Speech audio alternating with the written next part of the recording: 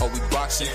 Yeah, we boxing. I need that belt like it ain't no other option. So we punching and weaving and blocking. Defeat ain't an option. Let them know. Shoot a video, put it on BVO. Let them know. Every time I punch, it's a heavy blow. BVO, bound to hit like bricks cause it was set in stone. Let them know. I ain't getting body, but I'ma hit this flow.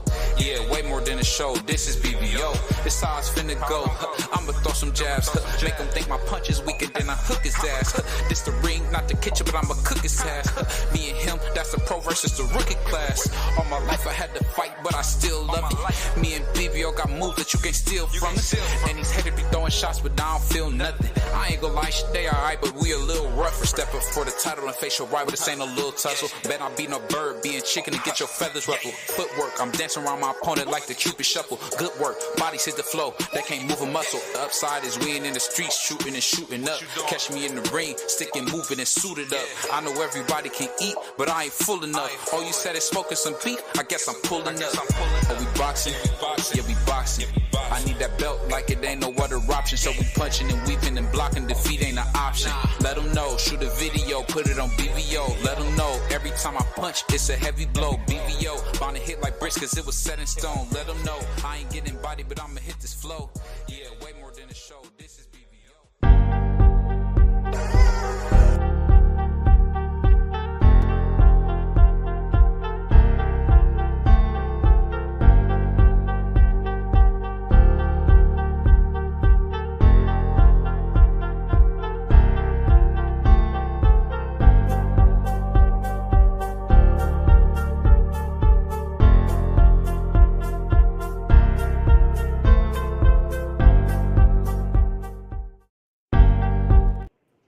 Yo, what's up? It's your boy BBO Boxing, and it's the Roll with the Punches podcast, course featuring my man D Free, aka the Oscar De La Hoya hater, aka Canelo's biggest hater. And we got a guest in the house. We got my man Crown Jewel, man, the Black Puerto Rican. and we got my brother Pride Spider. What's going on, fellas? How y'all doing today? What's good, BBO? Hey, man, we got to talk about this, man. Before we start, let me get this out the way from my brother Free. Primo Lopez, the takeover, two-time undisputed world champion. Primo Lopez, the. So I had to drop that. So I'm not gonna bring this brother up today. Salute to my man 88. Salute to my man Kareem. But what did y'all think about that fight this weekend with Boo Boo versus the Mexican Monster? Man, what did you guys think about that fight? Real quick. Go ahead. I need y'all to call me Jules Stradamus if you remember my prediction. Was it spot on? It was a good guess. Damn, I'm Respect. guessing now.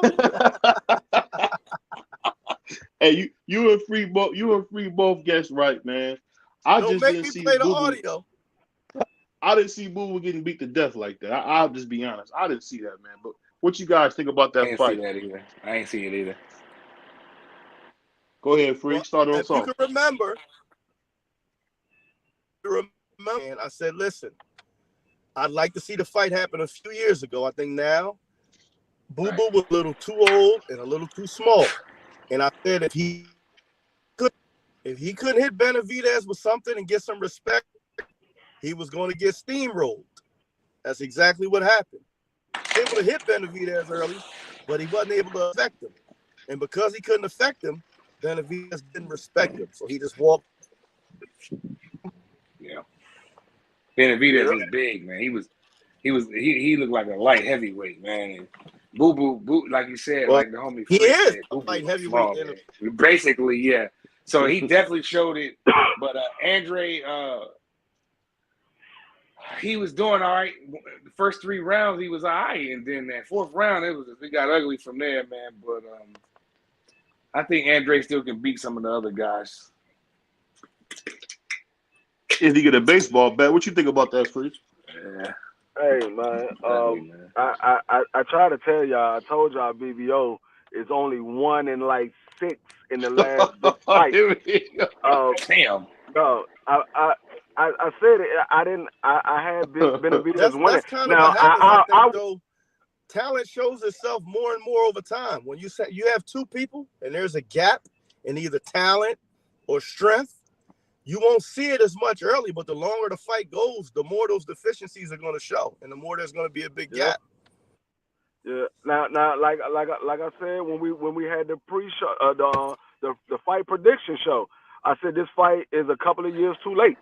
Boo Boo, if he would have fought him about 2 or 3 years before before Benavidez got the Caleb Plant fight, before he got the Anthony Durrell fight, Andre Durrell fight, he probably would have beat David Benavidez, because David Benavidez wouldn't have seen that style and wouldn't know what to do with that style. But Boo Boo is older, and David Benavidez is gained a little more experience. And David Benavidez, he was just he was too much. He was too much for him. Was it me, or did his defense look a lot better? You know, his defense. His defense was a lot better. It was a lot better, because he looked like a small a lower version of Canelo. He had the upper body movement. His footwork was still trash, but he had the upper body movement, and he was able to move his head and move his upper body, and Boo Boo couldn't hit him with the big shot. Boo Boo was trying to hit him with the big shot, but David Benavidez was on point with his defense. So he looked a lot better in his defense, because normally David Benavidez would have got hit with those shots and would have smiled and kept walking. Mm-hmm. What about? Let me ask y'all this real quick. Now you brought up a good point, Free and Crown, on his Benavidez growing as a fighter. I mean, the Anthony Durrell fight really showed him a lot, because I think that was the first time he seen a dude who was really, really sturdy before. But I'm gonna ask you guys this: after what y'all seen, do y'all really think this little guy has a chance against an all-time great legend like the great Canelo Alvarez, undisputed champion? The little guy thing, you got to stop. Actually, he's a whole lot bigger than Canelo. Number one, I think after the Caleb Plant fight, I thought Canelo was BVO insinuating that David Benavidez is small? Yeah, I'm talking about small in stature. Go ahead, finish up, Crown. Go, my bad. Go ahead. Yeah, but I think two things. After the Caleb Plant fight with Benavidez, I thought Canelo would beat Benavidez pretty easily. I don't think that no more. Canelo, to me, has slipped some, and Benavidez has improved some. Yes. And it may be a perfect storm. Canelo better fight him as soon as possible if he's going to fight him, because the longer he waits, I think Canelo is going to continue to decline, and Benavidez is a young guy who seems to be on the upswing.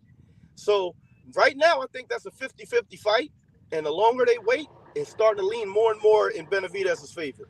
I don't think that the fight's going to happen next. I think that we'll see Canelo in there with Jamal Charlo. I'll really be shocked to see him in there with Benavidez next. I think they want to go the Charlo route. That's just my opinion, though. I don't think Canelo Canelo didn't want to fight when he seemed to be the clear ace. I mean, the clear favorite. He didn't want to fight. So I doubt he wants to fight now. What, against Benavidez? Yeah, he came out and said he wasn't fighting no Mexicans. So, well, the WBC says that Canelo has 90 days to negotiate with David Benavidez. Now, whether they stand on that or not, we gotta see. But hopefully, they do. And if Canelo decides not to fight him, then let's elevate David Benavidez and let's start stripping. And let's start seeing some other championship fights. Absolutely. Hold on. Absolutely. Now, I got a question, but I got to say this before you go, Crown. To say that is a terrible, terrible, terrible take. I've never heard such horrible takes in my life. To say that you would strip a future Hall of Famer. Canelo want to fight the fight that everybody wants to see. Hold on. I didn't make the rules up. Canelo can fight who he wants. Canelo is not according to the WBC. Not according to the WBC. No, he cannot.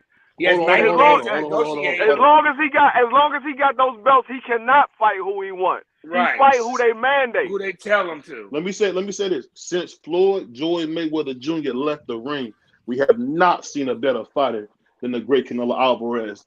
Not Terence Crawford. Stop it. That's a lie. Not Errol Spence. Stop. Doesn't matter. Not only person that might even. Let me say this. The only person that we might can even compare a little bit to Canelo is a guy named Arthur Beterbiev, who to me is one of the greatest lightweights to ever touch the ring. But I'm gonna ask y'all this before I say something else. How you guys get off saying that Canelo can be stripped? He should never be stripped. Go ahead. That's the No, WBC let me rules. respond. That's not Crown Jewel rules. That's not D3 rules. Those not prize fighter rules, BBO. Those are that's what your man said. What's his name? Marsulio Suleiman. Suleiman said that. He said that they got 90 days. Canelo has 90 days. If not, it's time to elevate this man. How long you want to duck your mandatory? No, Yeah, let me respond to that. The whole thing is, like I told you on Saturday before the fight happened, when you become the champion, your only obligation is to fight the mandatory. That's the only thing you're obligated to do. And once they mandate that fight, you are obligated to fight him. If you do not fight him, you lose your belt. That's the rules in every sanctioning body. When you are mandated, if you do not fight him, you lose your belt. So you saying he should not be stripped, then he shouldn't be champion. He won't be stripped if he's not champion. Let me respond. I had 2 points I wanted to go with that. First of all, I won't say it's bad that he's being stripped because, again, just like the fella said, everybody has an obligation to defend their title if they're champ. That's the meaning of being a champ. You're at the top of the hill. People approach the top. You knock them back down. That's what a champion does. Number one. But I'm going to say 2 things. The WBC is based out of Mexico. If you really think they're going to strip Canelo, you're out of your mind. It's not going to happen, number one. I agree with that. Number 100%. 2, if you think Canelo cares about getting stripped, he doesn't need the belt. Mm-hmm. He's reached that Floyd status, that Gervonta Davis status, where he's going to make his money regardless. All the belt is to him is a bill. They're taking 3% of his purse. That's all that belt is to him. So, but here's the thing. The reason why the WBC will not strip Canelo in order to give the belt to Benavidez is because 3% of Canelo's purse is a lot more money than 3% of Benavidez's purse. And those sanctioning bodies survive off of getting percentages of fighters' purses. So they're not going to shoot themselves in the foot and cost themselves millions of dollars by going with Benavidez over Canelo unless Canelo comes out and says, hey, I no longer wish to defend this title. Then Crown, what do you think they're trying to do there? Why did the WBC, no, because nobody said anything about stripping Canelo until the WBC says, hey, 90 days or else. Like, why did they do that? If they not, it's the annual shakedown. It's the annual shakedown. Hold on, knowing that they're not going to do it, like you said, they know they're not going to do that shit. Let me answer your question. He's not the first. They did it to Devin first. They did it to Charlo as well. They've been taking a lot of heat over the last few years about how many belts they have, super champions, regular champions, too many belts. They said they were going to clean that up, right? So they have to at least give the look as if they're going to clean it up, number one. Number 2, sometimes we don't understand what's going on behind the scenes. A lot of people don't know that when you're a major fighter like Canelo, you can actually negotiate them sanctioning fees. Canelo may have grown tired of paying those sanctioning fees and start saying, like, listen, I'm not going to defend the title. Then they may want to go elsewhere if he says, listen, I'm really not interested in being your champion anymore because I don't want to pay you. You know what I mean? I'm looking to make a couple more fights and retire. That's what Floyd did towards the end. When the WBC was crying, like, we helped make Floyd who he was, and now he's turning his back on us. No, these fighters get smart and realize, I needed you guys to gain status. Now that I have status, you can take this little fake-ass Mickey Mouse belt and let me keep all of my purse. Right. Well, let me read a couple of these comments before we go. We got a lot of people in the house. The viewership is growing, man. Salute to everybody pulling into the road with the Punches Podcast. But I got to say this before I read these comments. The fact that you guys, especially my man Free, who does not give Canelo Alvarez his respect as a 5-division world champion, is crazy, bro. But let me read this comment. What did he say? My man Cream said, I went too far down. He said, I wasn't expecting Boo-Boo to give up so early. He said, Canelo ain't an all-time great. That's cap 88. Canelo's one of the greatest fighters to ever put gloves on.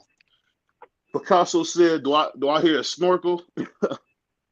My man Clarence, salute to my man Clarence. He said, yo, salute. Hold on, he said Canelo will vacate the belts. We've never known Canelo to vacate the belts. I don't know where this comes from. That's some more propaganda. Salute to my man Anthony. My man MP said Canelo ain't never been ever fighter the real Mexican monster. But that goes back into this. Can I ask you guys this? Do you guys honestly think David Benavidez, who's fought no one, actually deserves a shot with Canelo Alvarez, who's beat nothing but champion Sergey Kovalev, Sugar Shane Mosley. Go ahead. He said Sugar Shane Mosley. He absolutely fought no one. Well, if you fight no one and you become number one, then I guess there's nobody in the division for him to fight. Because last time I checked, he's number one. Anthony Durrell. I'm not even entertaining what BBO said by him not fighting no one, because the man is number one. There's nobody else for him to fight but the champion. He's number one. David Morrell. He's number one. There's He needs to nobody fight else. David Morrell. What rank is David Morrell? Where's he at with the rank? David Morrell is the number one WBA champion. He's not ranked in the WBC at all. He's a WBA. He's WBA champion. Okay, well, it seems like Benavidez took the WBC route. So David Morrell, I mean, how many fights does that kid have by now? It doesn't matter. He has 10 fights, but that's irrelevant. The man is not ranked in it. He's not ranked in the WBC.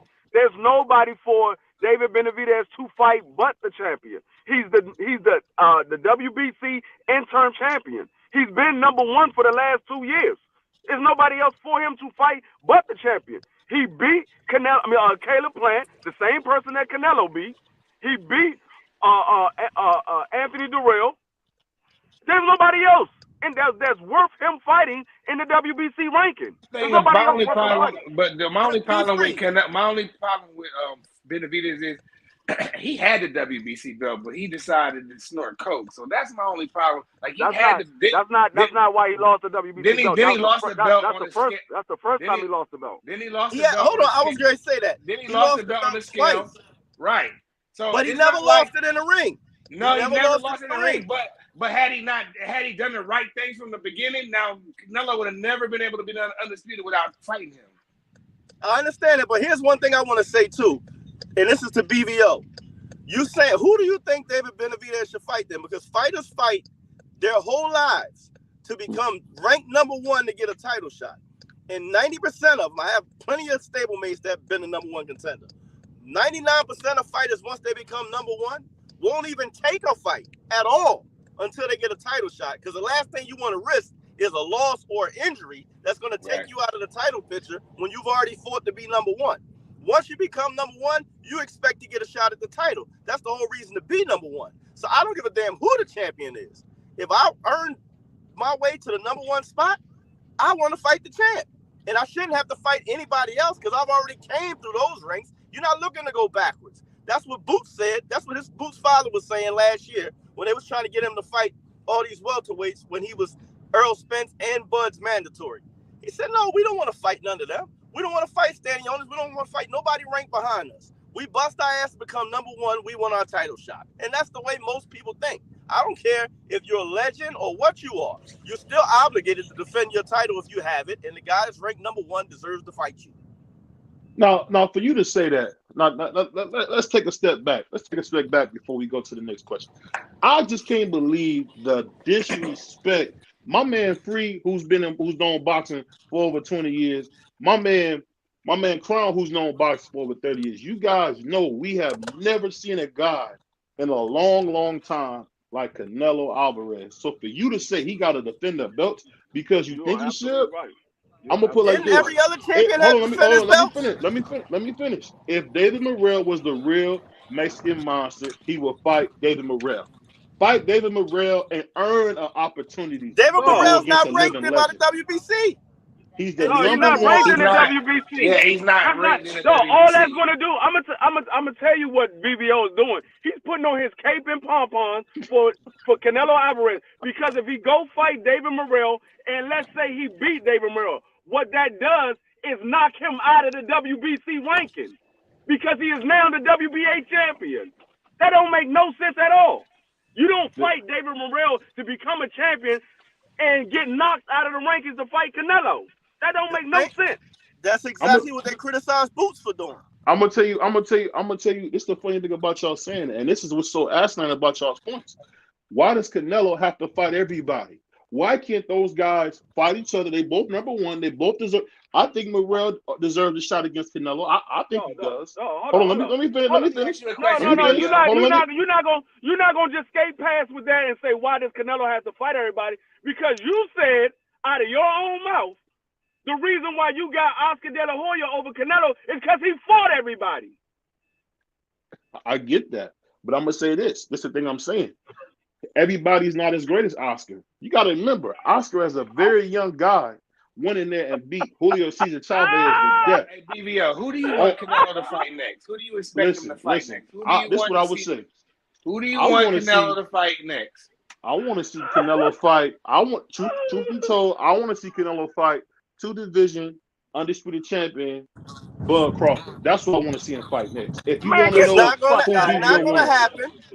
Why do we want to see that fight? We don't need that fight. It's not going to happen. We need that fight. Boxing needs that fight. No, they don't. No, we don't. Canelo already said he don't want the fight. He already said he's not fighting Bud. There's nothing in that fight for him. Business-wise, there's nothing in that fight for him. And to answer your question, BVO, why should Canelo fight everybody? Because he has all the belts. So he has 4 different sanctioning bodies, 4 different number ones. And yes, he's supposed to fight all of them. You know why? Hold on. Because much is given. Hold on, bro. Much is required. You wanted to be the man, you're the man. Now you got all the man's responsibilities. What's the man's responsibilities? To defend all 4 of them titles. If that's too much, then give them back. You know, it's funny. Before anybody go, I got some other subjects we want to talk about. But I gotta ask everybody on the panel this: can we be honest? Why in the world would Canelo Alvarez have? Why would Canelo Alvarez, who's fought everybody, who's a living legend, we cannot deny fight everybody. No. He beat Sergey Kovalev. He beat Sergey Kovalev better than Andre Ward did. A pass is prime of Sergey Kovalev. What the hell? Hold on. And he beat Sugar Shane Mosley worse than Floyd beat him. And he beat hold on. And he beat the great Miguel Cotto better than Floyd did. So I don't understand what we're talking about. Way too small. But hey, listen, that fight was closer than what a lot of people think. That Cotto Canelo fight. I'm a Canelo fan. Could I say? Hold on, one at a time. Go ahead, Anthony. Yeah, for me, I'm a Canelo fan. I'm sick and tired of these sanctioning bodies giving him special treatment because they force Manny to be a champion in recess, but they're not doing it with Canelo. Explain that BS to me. That's a double standard. Manny was a superstar too, and they forced him to be a champion in recess, but they're not doing it. They're not doing it to Canelo. Explain that. You said Manny Pacquiao's in the same breath as Canelo Alvarez? Are you serious? Absolutely. He was never undisputed. Oh, man, come on, man. No. He's an 8th division champion. Go ahead. And he fought more ATGs than Canelo. Hold on. Let my man Free been quiet today because I'm cooking y'all niggas with these questions. Go ahead. No, you're not. You're not cooking anybody. No. Go ahead, Free. No, you. I don't think you even hear the words that coming out of your mouth because you said, "Why does Canelo have to fight everybody?" Then you turn around and say he fought everybody. Do the man have to fight everybody, or did he already fight him? Because last month he hasn't fought everybody. He only fought since he's the undisputed champion. He's only fought 168-pounder fighter. He only fought one of them since he became champion. Everybody else he fought was from another division. He has not fought nobody except for John Ryder, who was his mandatory for, I believe it was the WBO or the IBF, one of the two. It was IBF. Yeah. So he hasn't fought nobody but 168-pound fighter since he became champion, which was what, last year or maybe a year before? Hold on. He's been the champion for 3 years. Anthony, hold on 1 second. Didn't John Ryder beat the Miracle Man Danny Jacobs? Am I crazy? Or I said he fought one. Okay. One. But well, let me ask you. I got a question for you, BBO. BBO be bugging. I got a question for you, BBO. Go ahead, my brother. Sit to my man AB. MP in the house. Go ahead. All right. I want to know what great fighter in the history of the sport, have you ever heard, as world champion, say he's not fighting no fighters that are native to his country? There's nobody in my country that can get a title shot. I'm not fighting another Mexican the rest of my career. Name a great champion. That's a loaded question, because I've seen the great Floyd Patterson totally stay away from Sonny Liston. That's what happened. He totally stayed away from Sonny That's Liston. one person. But That's one person. He never said I'm not fighting no Americans. Period. He never said I'm not fighting no Americans. Basically, yeah. It was clear. It was clear that he was avoiding Sonny Liston. He fought Liston. Got knocked out. Listen, what I'm saying is avoiding all Mexicans. And Floyd Patterson lost his title to Sonny Liston. So what the hell are you talking about? But I'm saying, if you know your history, you know that Customato kept Floyd Patterson away from Sonny for a long time until he couldn't no more. Well, a lot of guys do that, but to say I'm not fighting nobody from a whole country is crazy.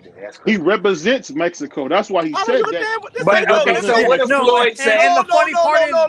Hold on. Let me check that before we go any further. He doesn't doesn't represent anything but himself. When a fighter turns pro, he becomes a LLC, a limited liability corporation within himself. As an amateur, he can represent his country. As a professional, he's a private entity. He does not represent a country. He represents Canelo Alvarez, and his competition is every other fighter's weight class throughout the world, and that includes his country. He is not representing Mexico. Mexico does not have a team of professional fighters. No, let me tell you how that shit that Canelo's saying doesn't make any sense whatsoever. He said he's not fighting no Mexicans. Last time I checked, David Benavidez was born in America. And not only that, I think he's half Argentinian or something. Ecuadorian. Yeah. Well, you see what you just did, Free? And you know what? I love this brother Free, man. This is my co-host right here. You see how he just moved the goalpost further down? I didn't move shit. The man's name is the Mexican Monster. But let's get to this subject. I know I couldn't wait to get. I couldn't wait for the show. I was hyped about this. I was like, I gotta get there. I was driving home from work thinking about this. I said, you know what? What do you guys think about Teofimo Lopez offering Devin, the American Dream Haney, a fight with him at Madison Square Garden and him turning it down? What do you guys think about that? Yeah, because I think he's looking at Subriel Matias. I think Teo's looking for the fight against Subriel Matias after that win. So over Haney. Can I ask y'all this? And I want to ask Free this mainly, and definitely Crown. Why in the world is Devin Haney not being called up for being a coward for not fighting Teo?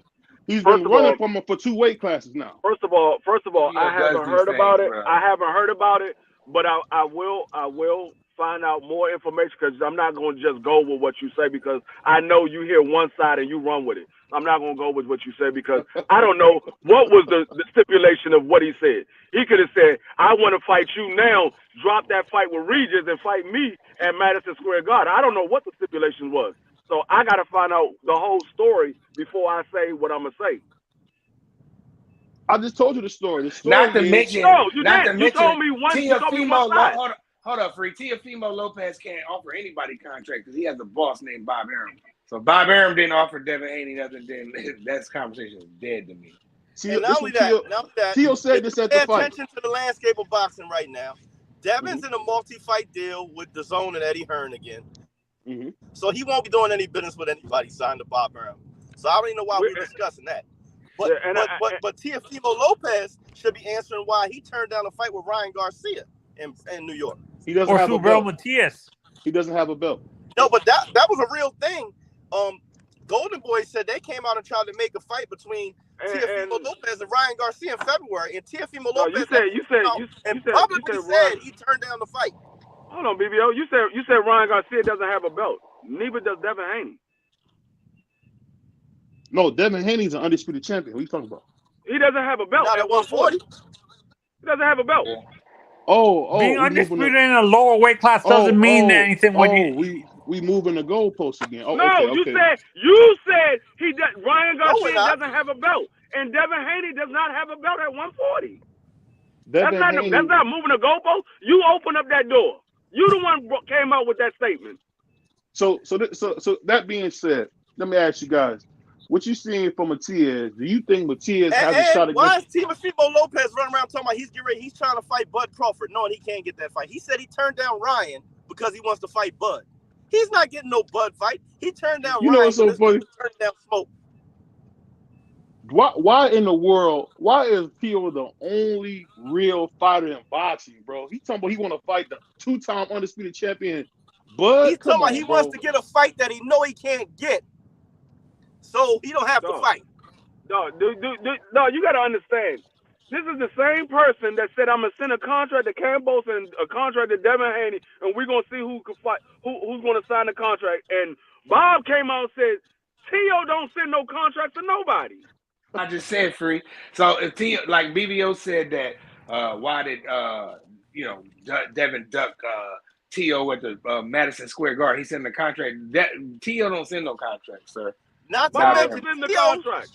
Tio is the lowest paid fighter out of all of them. He makes less money than Shakur. He makes less money than Devin. He makes less money than Tank and Ryan. So how can he offer anybody anything when he ain't got nothing to offer? Hold on, I gotta read a real comment that we got. We got a real comment. Shout out to my man Chop Media USA. He said Tio beats everybody. I don't care who you feel beat. Hold on. Let me finish this. Is whether or not he can make an offer. He can't because he's the least paid out of them all. And see that's what's so funny. That's what cats like my man Crown does. It's always about money, never legacy.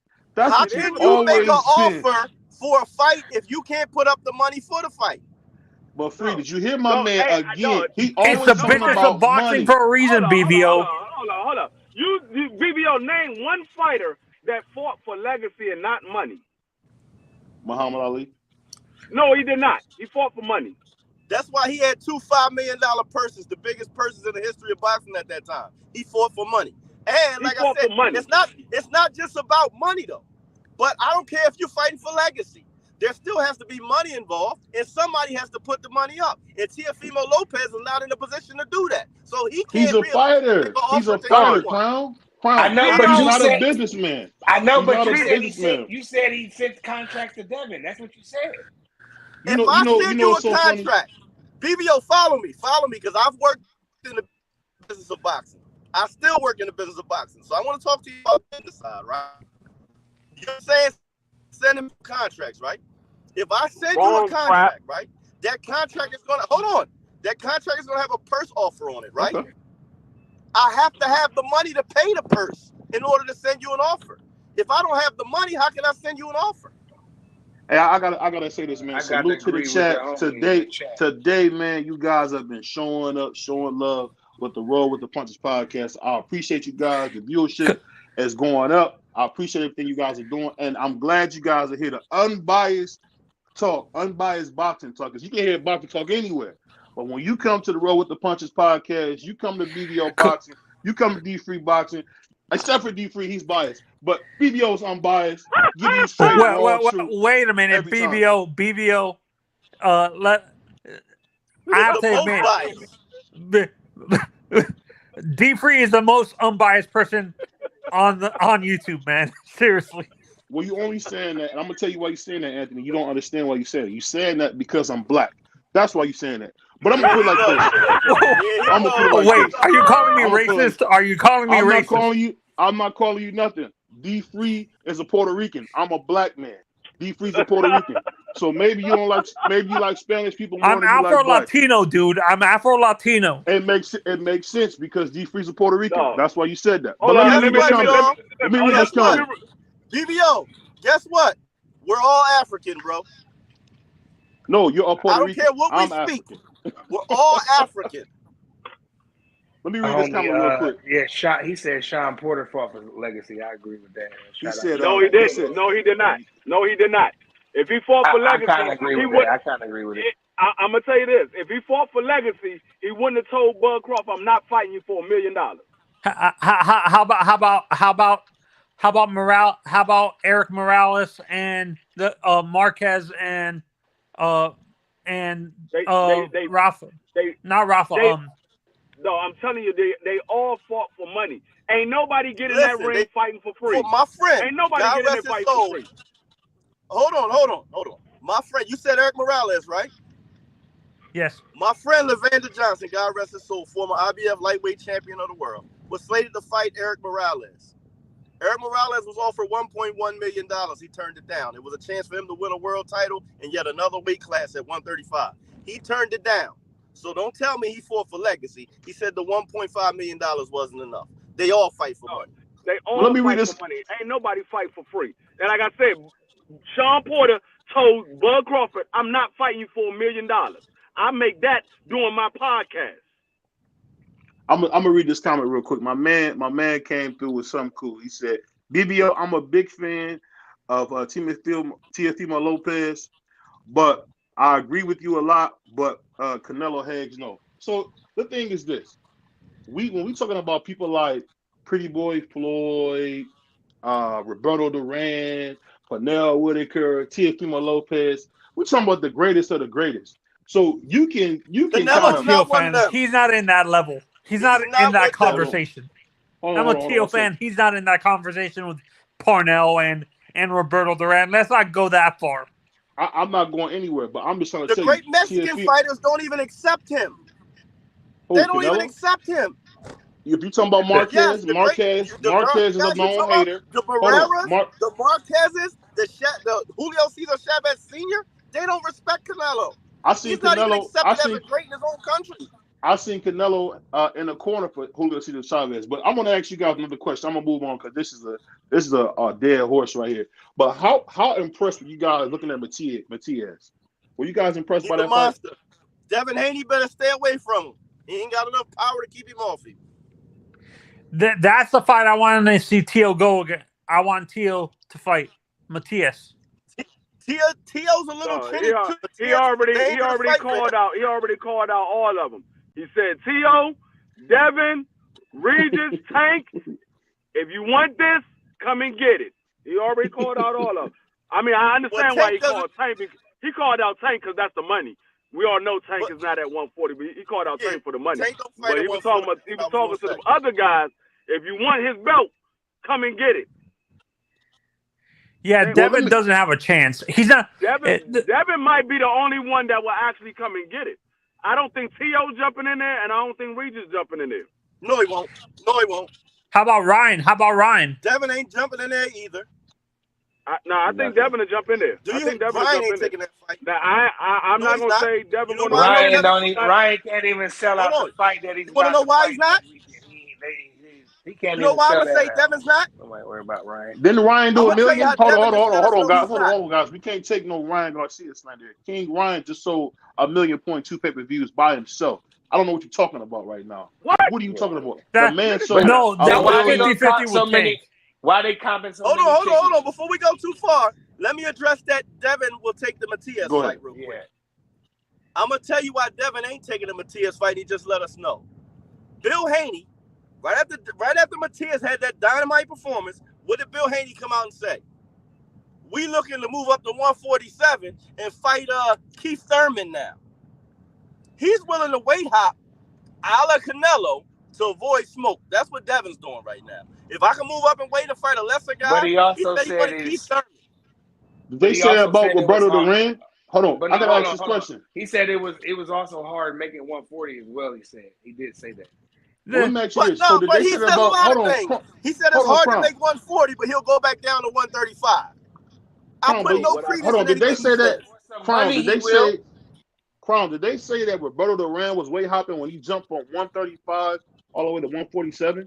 Did they say he was weight hopping, or was it called? He never went back down. Which one was it? He never went back down, and he fought top dog. Tommy Hearns was the top. Ray Leonard was the top 147 pounder at the time. He went right at the king, so you can't say he was weight hopping. And then from there, he went to 154 for the king and 154 and Tommy Hearns. He fought top dog every time he moved up. Then he went to middleweight and fought Iran Barkley. He fought Marvin Hagler. You can't say he was weight hopping because he was fighting the top dog. That is not what Devin's trying to do. That's not anywhere close to what. Hold up.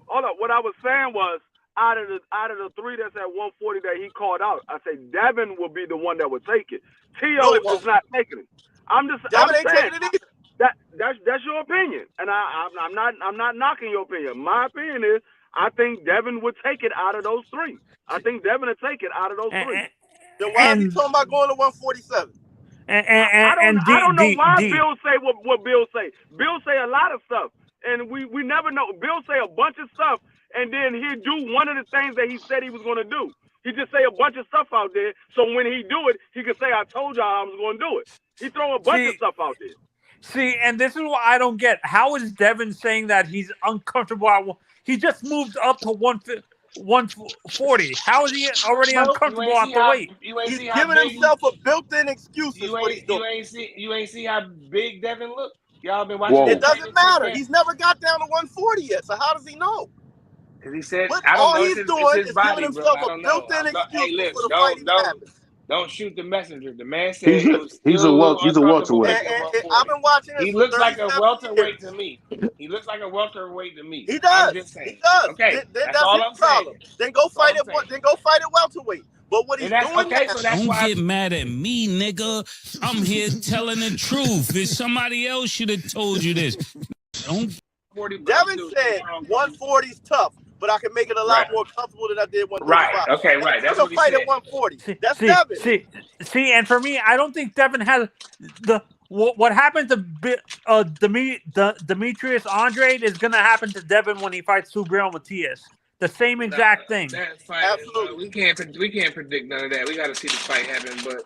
I don't know why Devin Haney gets so much hate, because Devin Haney, 24 years old, he's the youngest undisputed champion ever, the youngest undisputed ever. Hold on. He was younger than Hold on. The youngest undisputed champion is Mike Tyson. The second youngest undisputed champion is Muhammad Ali. You guys believe anything Bill Haney says, and it's a lie. Crown Jewel. They're talking about the 4-belt era. I'm talking about the 4-belt era. My bad, Free. Okay, but then you put an asterisk on it. Because all you're doing is moving the goalposts. The youngest undisputed champion in the history of boxing is Mike Tyson. The youngest. Okay, in the 3-belt era. In this era of boxing that we're talking about right now. I'm not jacking that. I'm not jacking that. Undisputed is undisputed. That's cool. In the 4-belt era, in this era of boxing that we're watching right now, where everything's on camera, Instagram, all this stuff, in this era, he's the youngest. So he's the youngest in the last 20 years. He's the youngest in this era. Let me ask you this: How old was Tio when he fought Loma? You guys know by chance? Tio wasn't undisputed. It doesn't matter how old he was. Yeah, right. Facts. Hold on. Doesn't matter how. I already know where you're going. I already know where you're going. He wasn't as young as Wilfredo Benitez when he became champ at 17. He wasn't undisputed. No, I already told you. In order for you to be undisputed, you cannot dispute it. If Devin Haney had a belt and they disputing that he's undisputed, he's not undisputed. Exactly. Well, let me ask you guys this. This is a big question I want to know in boxing. Why is the WBC the most attacked weight? Why is it the most attacked sanctioning body when they are the one sanctioning body that hold on that values Black and Latino fighters? Why is that? Why are they the most attacked? They're the most corrupt. They've been caught taking payments for fights and rankings for years. That's why they're corrupt. They had an FBI investigation into them.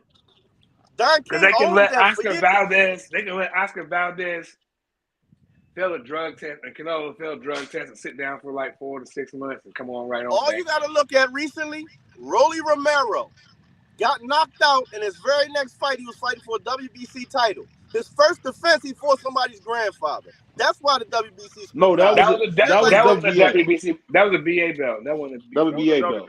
Oh, yeah. Regis My got bad. the I WBC. stand corrected. Yeah, Regis got the WBC. I'll say this. I think it's crazy that Mauricio Suleiman gets so much hate because the great Jose Suleiman, who we got to remember was dear friends with the greatest promoter of all time, Don King. He was in Don King's pocket. No, he was not. Yes, that is false. No, he was not. But this is the thing I'm saying.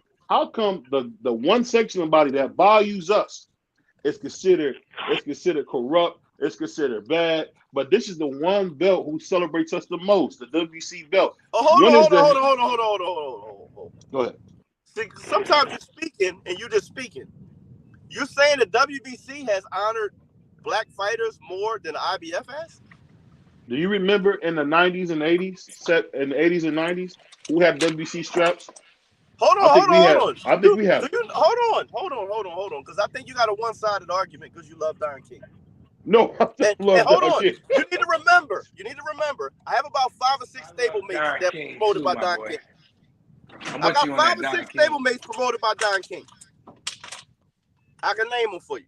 But the IBF, do you know where they're based out of? Where are they based out of?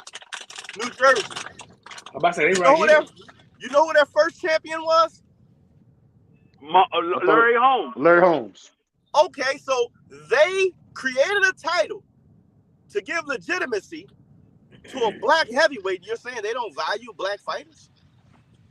How many champions have they supported like the WBC? Whether it's Floyd Mayweather, whether it's Terrence More Crawford. popular. They're just Oh, more you mean popular. the sanctioning body that literally follows their rules? Right. And what even you they be on some bullshit sometimes too, but for the most They, part, they do, pretty but good. out of all 4 of them, they the ones that follow their rules the most. At least they tried it to. They really attempt. And last time I checked, they was the only sanctioning body to ever strip Canelo Alvarez. Yeah, and it was foul what they got did. That We weight know that. clause too. Isn't the IBF got that weight clause? Okay, Yeah. hold on. I'm glad you brought that up. Because Devin Haney keeps saying no to a weight clause, right? And he's the IBF champion. And IBF has had a 10-pound rehydration clause ever since Arturo Gatti fought Joey Gamache and gained 30 pounds overnight and came in 30 pounds heavier than Joey Gamache and put him in a coma. From then on, the IBF said you cannot rehydrate more than 10 pounds between, and it's not even fight time. You weigh in the morning of the fight for the second time, and you couldn't have gained more than 10 pounds. You can still gain weight from that morning of fight time. But yes, the IBF did come up with a rehydration clause, and it was needed because you had guys, Emmanuel Stewart used to have guys walking in the ring 27 pounds heavier than they weighed in. If that's the case, why have weight classes? So that being said, you guys all make some great points. I want to ask you this: why is David? And I got to go back to this, man. Why is David Benavidez talking as if he won a championship when he has a Mickey Mouse belt around his waist? Why won't he fight David Morrell like a real champion? Why does he not have the nuts to fight David Morrell? Because he's mandatory for Canelo. So why do I have to go fight somebody else when I already earned my title shot? I want to go fight somebody else when I earned my title shot. Who did he beat? Because Canelo is the biggest money fight. Canelo has his title that he lost outside of the ring. He wants his title back, and he makes the most money against Canelo. And he just so happens to be the #1 ranked contender in the mandatory. So why wouldn't he want that fight? He'd be a fool not to want that fight. Listen, this is, and you already know. I like David Morrell. I believe David Morrell beat everybody at 168.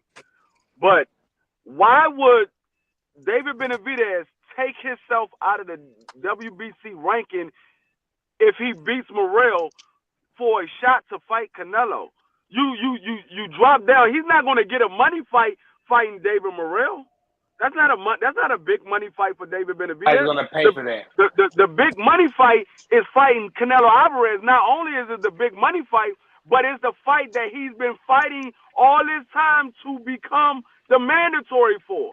What is the purpose of fighting to become the mandatory if you never get your shot? That's why I keep telling y'all these belts don't matter. They matter to the fighter. They don't matter to me. I just want to see the big fights. Them belts don't matter. Because these belts, the sanctioning body allow certain champions move however they want to move. That's why I said the belts don't matter to me. They go where the money is. The belts are junk right now. And all they're doing is robbing the fighters. Wow. The belts are junk. These are the same belts Muhammad Ali had, Iron Broccoli had. No, they're not. The Marvelous one had. Muhammad Ali didn't have these belts. They didn't have these belts on Muhammad Ali's day. Your history's He had wrong a WBC belt. He had a WBC belt. That was late. Last time I checked, Muhammad Ali fought all his mandatories. And not only that, the WBC belt came into existence late in Muhammad Ali's career. At one time, the heavyweight champion it was only didn't the even WBA. wear a belt. They were just designated the champ. There was no belt. It was only the WBA, and then the WBC broke off from the WBA and created a belt. It was only the WBA for a long time. But in the beginning times, there was no belt. That was just a Right. designation as a champion. It was just a champion. The monsters got together and made them damn belts so they can get a percentage of these fighters' purses. So isn't that what we want? Didn't we want the sanctioning bodies a part of boxing to clean up the sport and give us real fights? They not cleaning up the sport. They not. They making it worse. They're the biggest violators in the sport. They making it worse. How are they making it worse? Explain that to me. Because you got all these champions, and they saying, I ain't got to fight him. I'm the champion. I ain't got to fight him. I'm the champion. And the sanctioning bodies are allowing them to do it. Let me tell you something about the sanctioning bodies, right? I got a very close friend by the name of Virgil Hill, who's a 5-time light heavyweight champion of the world, right? Or light heavyweight and cruiserweight. We have kids by sisters. That's how close we are, right? Wow. He got a title shot. Listen. He got a title shot at 40-something years old. Mm-hmm. Why? Because he knew the WBA rules better than the WBA did. And what he did was found a loophole of how to get a title shot, met all those requirements, wrote a letter to the WBA, and told them, you got to rank me number 1 to give me a title shot. They said, no, we don't. He said, on page such and such of your rules that you don't follow, here it is right here. I want my title shot. That's how crooked the sanctioning bodies are. They don't even know their own damn rules because they have no intention of following them. And the way really guys the worst one. The way Shakur just became a mandatory is because the fighters actually read the rules, educate themselves, and hold them accountable to their own rules that they don't intend to follow half the time. So matter of fact, if you read the rules, you will know that the WBC that you say is the most prestige sanctioning body out of all of them, Mauricio Sulaiman can change the rule whenever he wants to. All he got to do is let his board, his board knows that this is the rule that I'm about to make. He did that with the franchise belt, didn't he? Right. All he got to do is just let them know that he's making his rule. He can make whatever rule he wants to. He can make whatever rule. Can't nobody oversee him or nothing. All he got to do is just let them know, hey, look, I'm putting this in the rule book. This is the new rule. So what you telling me? It's a privately owned company. So what you telling me is this, Freak. So you don't like the belts, right? Which is crazy to me. So you basically telling me that you want guys to go out there and fight and not have a championship to put around their waist? I said the belts does not matter to me as a fan of boxing. They matter to the fighters. They don't matter to me. Only thing that matters to me is making the big fights. That's the only thing that matters to me. I could care less if there's a title on the line because Ryan Garcia and Tank Davis was a big fight. There was no title on the line. There was a title on the line. It was a WBA regular belt was on the line. There was not no title on the line. They fought at a catchweight. There was no title on the line. That's absolutely no title on the line. I thought they had a WBA belt. If Ryan Garcia would have won that fight, he would have just beat Tank Davis. He would not have been a WBA 135-pound champion. He would have just beat Tank Davis. That was it. There was no belt on the line. Well, let me ask you this. Let me ask you guys this. So what we see in boxing, we see that Canelo Alvarez is getting older. Do we have another Mexican superstar to come take his place? What do you guys think? David Benavidez. You guys agree with that? You think he can do it? He could be the next big guy? After that performance that Benavidez put on, yeah. People want to see him more now. Absolutely, he can be that guy. And I think he can actually be even bigger. So, yeah, he can carry because he got the personality. He going to talk shit. You know what I mean? He has that Mexican toughness that Canelo lacks. I'm gonna tell you this. David Benavidez is probably the third person that's not scared to get in the ring with Canelo Alvarez. The first one was Floyd Mayweather. The second one was Demetrius Bivol, and the third one will be David Benavidez. They would not be scared to get in the ring. Hold on. You missed one. Who's that? Laura. Laura. Laura. Laura wasn't scared to get in the ring. Laura was painting him with left hands, man. Them jokers pretty. Those guys pretty coming down the middle. That's why. Hold on. Triple G wasn't scared either. No, Triple G gave. I think those are Canelo's best fights against Triple G. Yeah, the hardest fight that Canelo ever had was against guys that wasn't scared of him. You thought Canelo won the first G fight? No, I thought Triple G won the first No, fight. Triple G won that fight. I thought he won the first one too.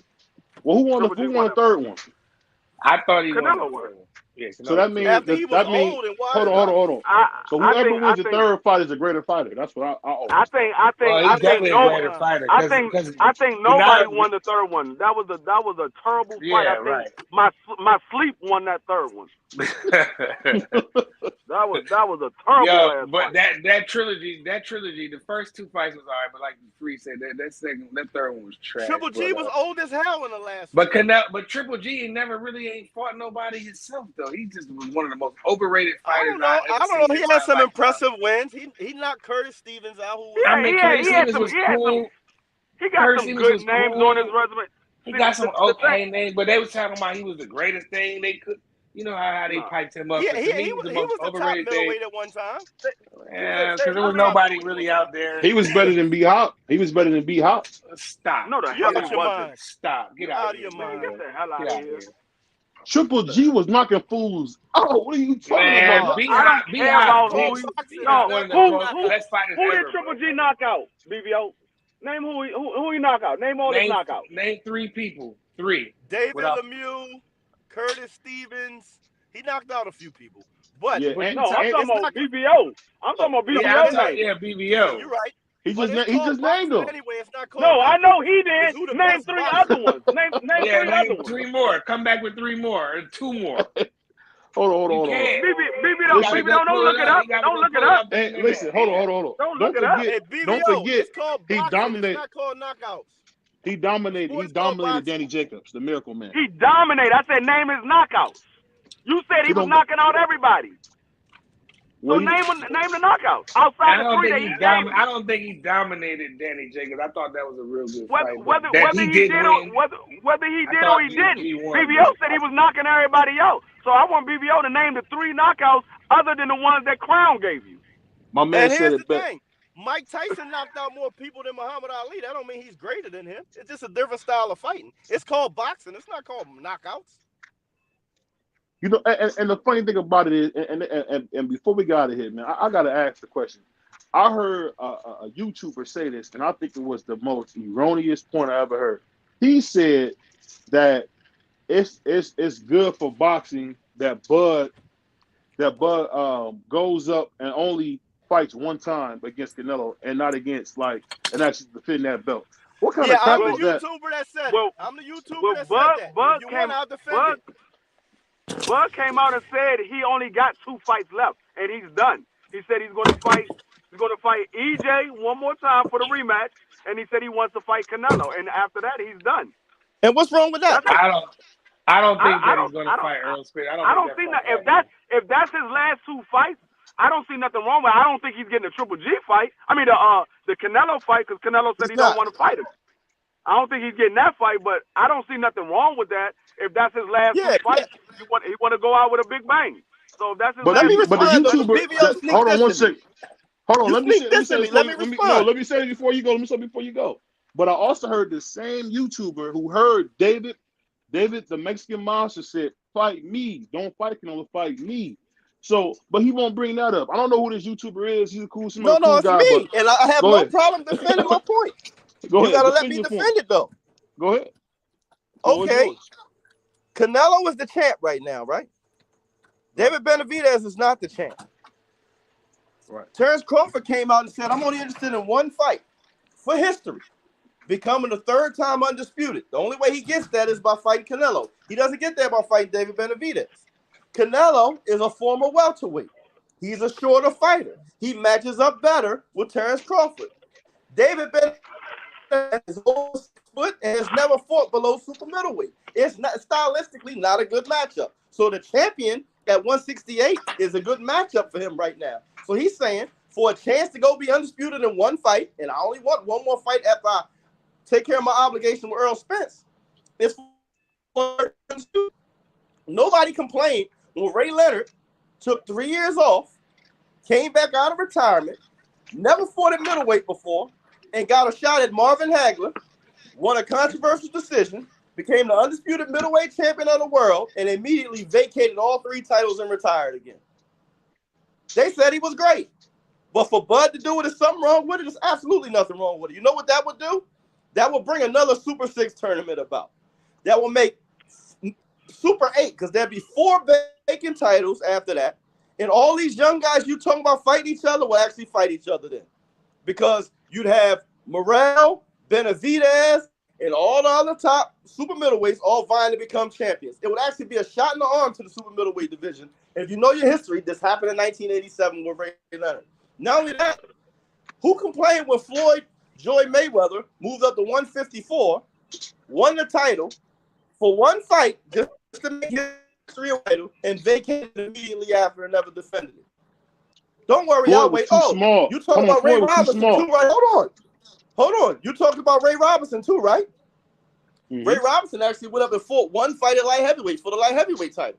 He fell short, but it was widely known if he won that title, he was going to vacate it. He was just trying to win a title in another division. Oh, hold on, I got another one. Ray Leonard went up to light heavyweight, knocked out Donnie Lalonde to become the light heavyweight champion of the world. Did he ever defend that title? Absolutely not. He made history and he vacated. Why can't Terrence Crawford do the same thing that all these other great fighters did at the end of their career? Don't worry. The reason why Terrence Crawford can't do it is because Canelo said, I don't get nothing out of it. Now, no. And hold on. I said that. If you look at my video, go on my page, the video's there. I said the fight will not happen. But I was answering Fanon because Fanon said it was stupid and bad for boxing for Terrence Crawford to even want that. And I said, hold on. It wasn't bad for boxing when Ray Leonard did it. It wasn't bad for boxing when Ray Robinson did it. It wasn't bad for boxing when Floyd Mayweather. And I'm not a Terrence Crawford guy, but I have to be fair.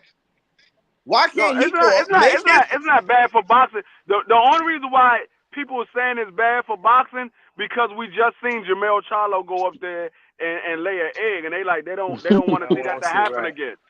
They don't want to see that happen again. Because I didn't say it was bad for boxing. If Bud Crawford go up there, if Bud Crawford go up there and fight Canelo, and he lays an egg like Jermell Charlo did, niggas gonna be like, see, I told you that shit should not happen. Right.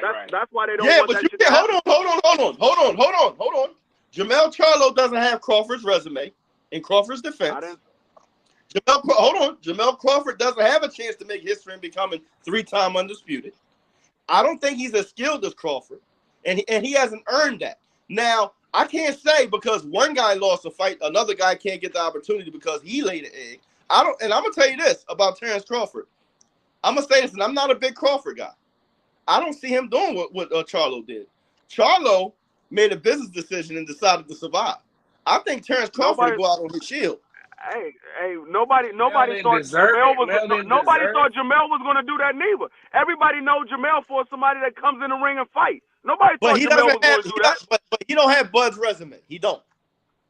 No, he got a better resume. He got a better resume. Way better resume than Bud. Bud is 2-time undisputed. Yes, he is. He is 2-time undisputed, but that doesn't mean his resume is better. That doesn't mean his resume is better because he's 2-time undisputed. Okay. But let's break down that resume. Let's break down that resume. Okay, come on, let's do it. Mel got some names, bro. Who are the big Austin Trout? I'm about to say he got Trout. Crawford I have to be unbiased. Who beat more world champions, Charlo or Bud? They beat by the same amount of world champions. Who had a tougher road that's undisputed? Who had a tougher road undisputed? They beat by the same amount of champions. Bud Crawford, he got like 3 belts from a vacant belt. He got one belt at, I think the belt at 35 was a vacant belt. Mm-hmm. I think he got a belt at 140 as a vacant belt. Okay, I'm gonna say this. I'm gonna make it real easy. Harrison, Erickson Lubin. Hold on. Let me say 2 things. Demetrius Hopkins. Okay, whatever. Dennis Hogan. Hold on. Read his resume. Name body on that resume that's a bigger win than Errol Spence or Sean Porter. Name a bigger win. Charlo got Errol Spence or Sean Porter. Trout Trout is a bigger win than Sean Porter. Hell no, Austin Trout wasn't a bigger win than Sean Porter. Austin Trout is a bigger win than Sean Porter. You talking about the same guy that got knocked out by Canelo? Yeah. You talking about the guy that got knocked out by Canelo? Austin Trout was the man.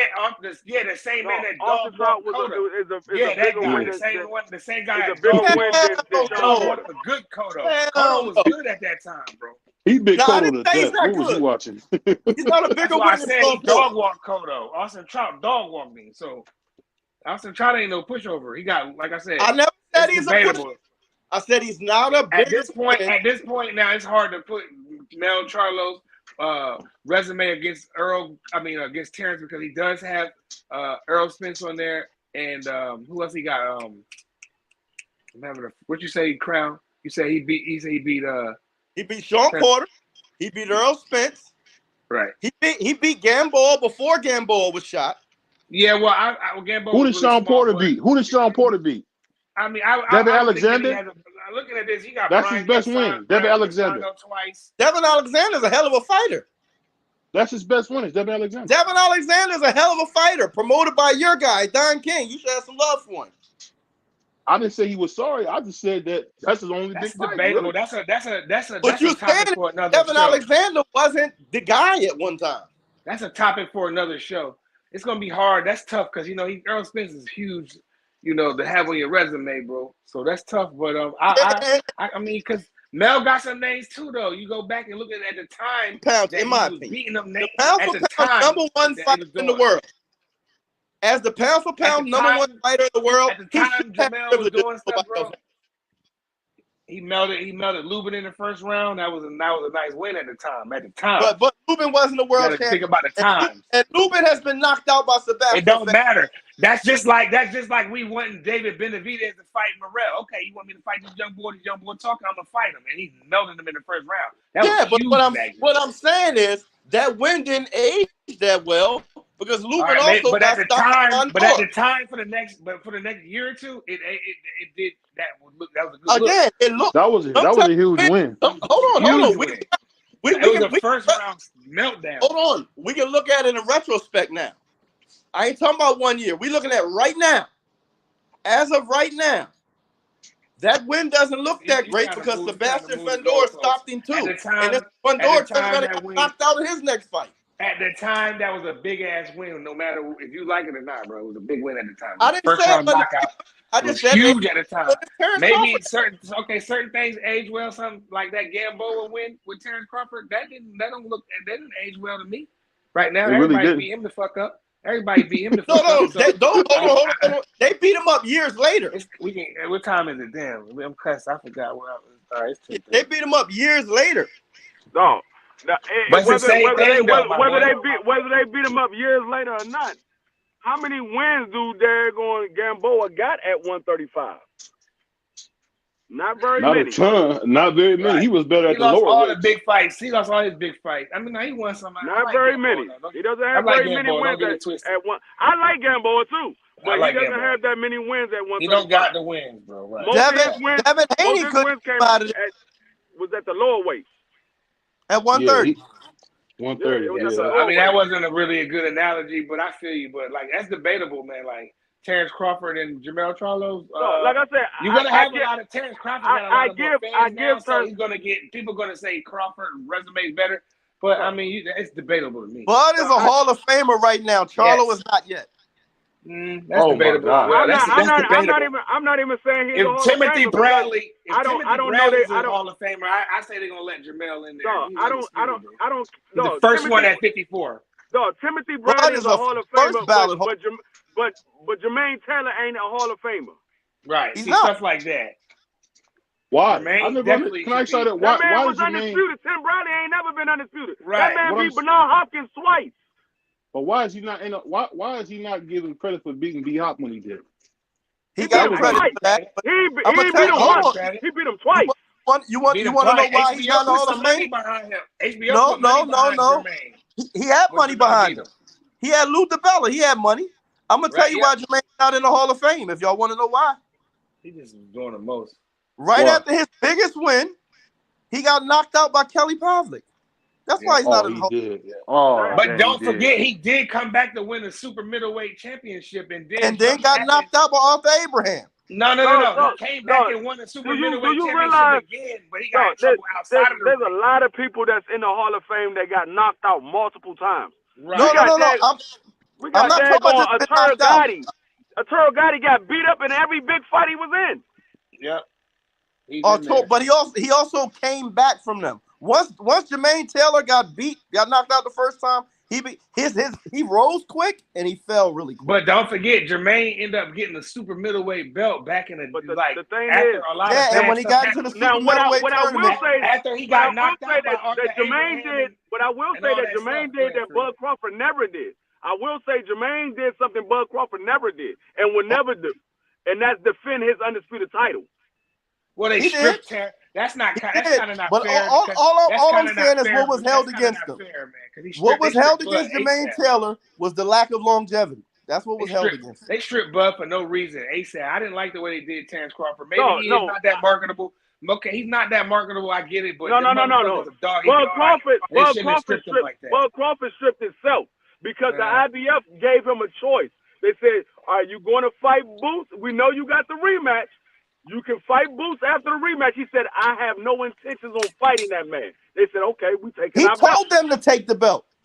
Yes. He said, "I'm not." But he said, "I'm not fighting at 147 no more." The same thing he did at 140. Hold on. He can say he's not fighting no Mexicans and nobody strips him, but as soon as Terrence say the shit, he gets stripped. Hold on. That shit lame. Well, we talking about the IBF. Hold on. I don't care who it is. The IBF should have been.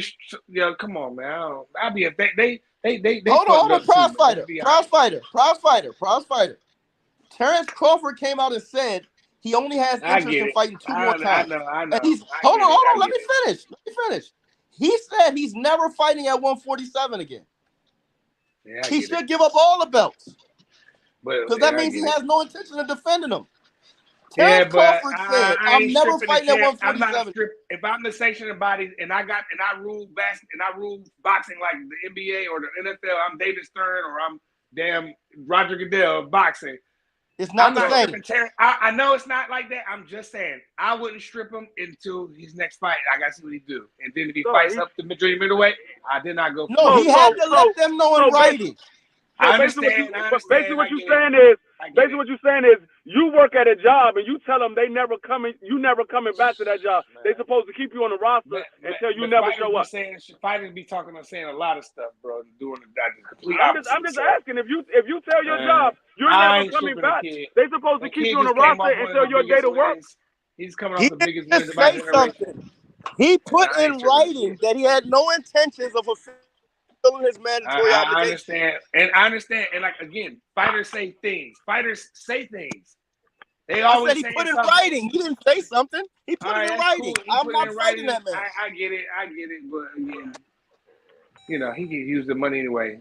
And he came out. Shout out to Terrence Crawford. He don't give a damn about the belt for building that beautiful house that he's doing. He did the same thing at 140 when he had a mandatory. He gave up the belt. He did the same thing. Here's the thing. What about Boots Ennis? That's been the mandatory for a year. Boots robbed that. He robbed the belt. Hold on. Can I finish that point? This man's been mandatory for 18 months already. He already had to step aside so him and Spence could fight. He stepped aside once so they can fight. He had to step aside for the rematch. Then you're going to tell him, even after a rematch, I'm still not going to fight you? How long is this man supposed to wait for his title shot as a mandatory? I ain't going to disagree with none of that shit you said, dog. But forever. He don't deserve a shot. He don't deserve a shot yet. You terrible, man. You terrible. That's crazy. This man is the #1 contender. He's been there for a year and a half already.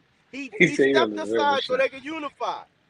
All Bud had to do was say, listen, after I fulfill my mandatory obligation with Earl Spence, he's next. He decided to say, listen, I'm not fighting him. Yeah. I'm at a point in my career where that's not advantageous to me, so I'm not going to fight him, period. You can't tell the sanctioning body, I'm never fighting the mandatory guy you told me I have to fight. Yeah, I ain't gonna disagree with that. I mean, they about to strip Devin Haney of his IBF belt for the Kambosos Lomachenko fight. You know what's so funny? And let me ask you a question, Free. Free, let me ask you a question. How the hell does Cambozo keep getting these damn fights in Australia like he's some guy? How's he doing that? Undisputed. Because Loma ducked Shakur Stevenson. That's the only reason why he's getting that fight. Because Loma ducked Shakur Stevenson and decided to fight Cambozo. No. How is Cambozo? Listen to my question. How's Cambozo getting these fights to be in Australia? Because he's undisputed. Because he was undisputed. That's so crazy. No, it has nothing to do with that. He was not undisputed. I'm gonna tell you why he gets to have him in Australia. Because there's going to be 100,000 fans there. It's going to be so much money, and 3% of that fight is a lot bigger than 3% of an IBF title fight in the United States. Money talks.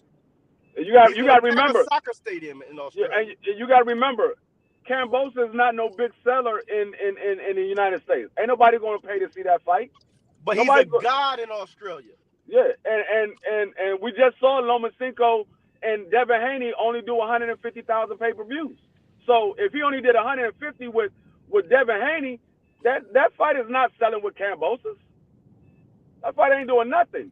They'd be lucky if they get $1 million gate. That's a really good point. Because when I read the thread, I was like, yo, how does Cambozo, what pool game does he have to be having them damn fights in Australia like that? Cambozo is 100,000. Yeah. You said undisputed. You got to remember to say undisputed champion Cambozo. I was talking about in the United States, they'd be lucky if they get $1 million gate in the United States. Now, they'll get well over. They'll get well over $1 million in Australia. Over there, they're going to have a $30-40 million gate. Yeah, it'd be well over $1 million in Australia, but in the United States, they'd be lucky if they get $1 million gate. And guess what? That's why Devin agreed to go over there, because he knew that 26% in Australia in that soccer stadium was going to be lovely. Yeah. But let me ask you guys something. So, are we going to just ignore the horrible, awful performance of Shakur Stevenson? Is he not the most boring fighter in boxing, or is that just me thinking that? You saying Devin's exciting? I'll say this: I can't judge anybody on one night.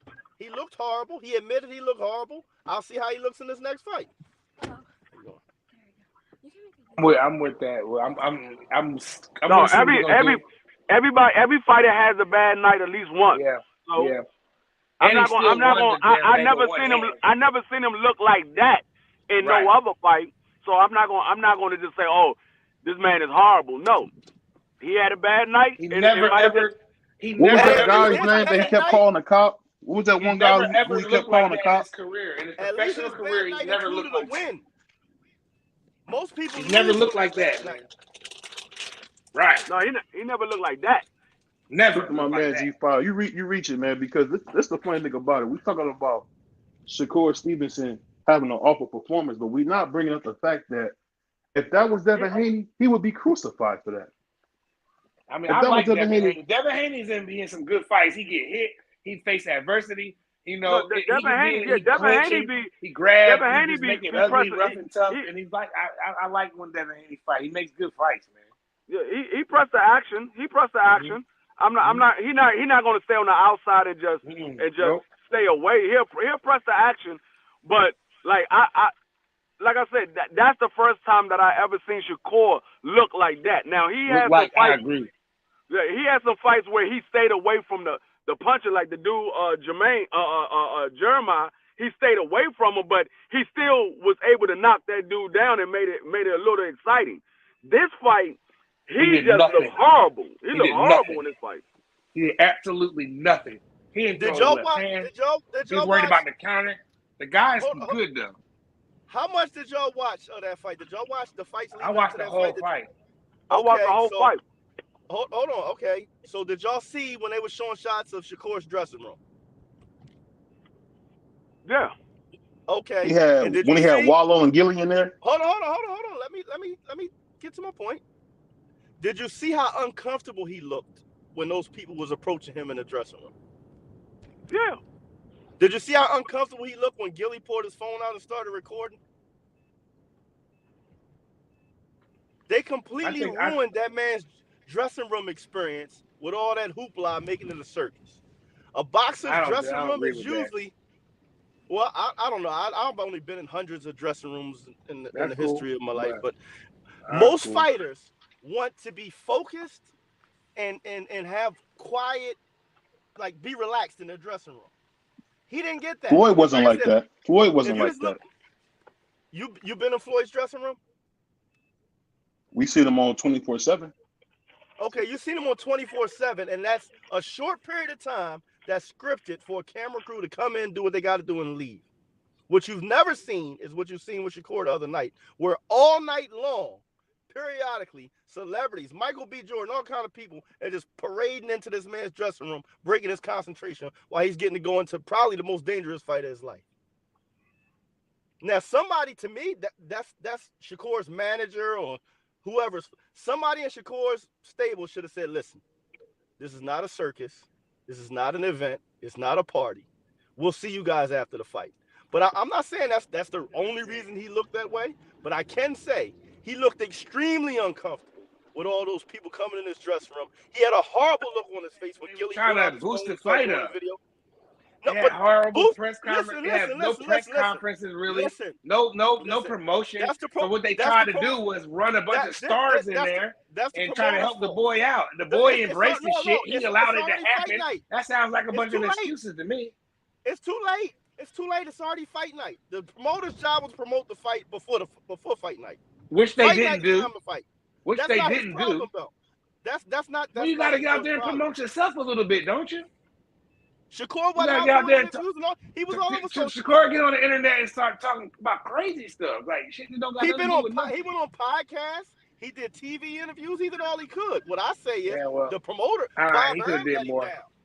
Bob Arum let him down as far as I'm concerned. You sound like he was jealous. You can't say Bob Arum let him down. It sound like he was jealous of Devin Haney. No, everybody else. Actually, no. Crown is absolutely right because that's what Bob Arum title is. That's his promoter. job. He's the promoter. He's supposed to promote the fight. That's his title. Promoter. Climate in today's climate, you don't need no damn promoter. Like the rappers don't need a damn record label for real. You get your ass out there, you do what you gotta do, you get in the fight, and do what you gotta do. Period. The promoter's getting a piece of pie or the pie. He needs to do his damn job. Period. No, the promoter has the TV deal. The promoter has the TV deal. They supposed to put that fight on every commercial. Every commercial. They didn't do it. So, and when they're not doing it, that means you got to get your ass up and do something. I'm gonna tell you what the problem was. When the problem was, he was doing interviews, but the problem was they kept asking him about Devin Haney. They wasn't asking him about the fight.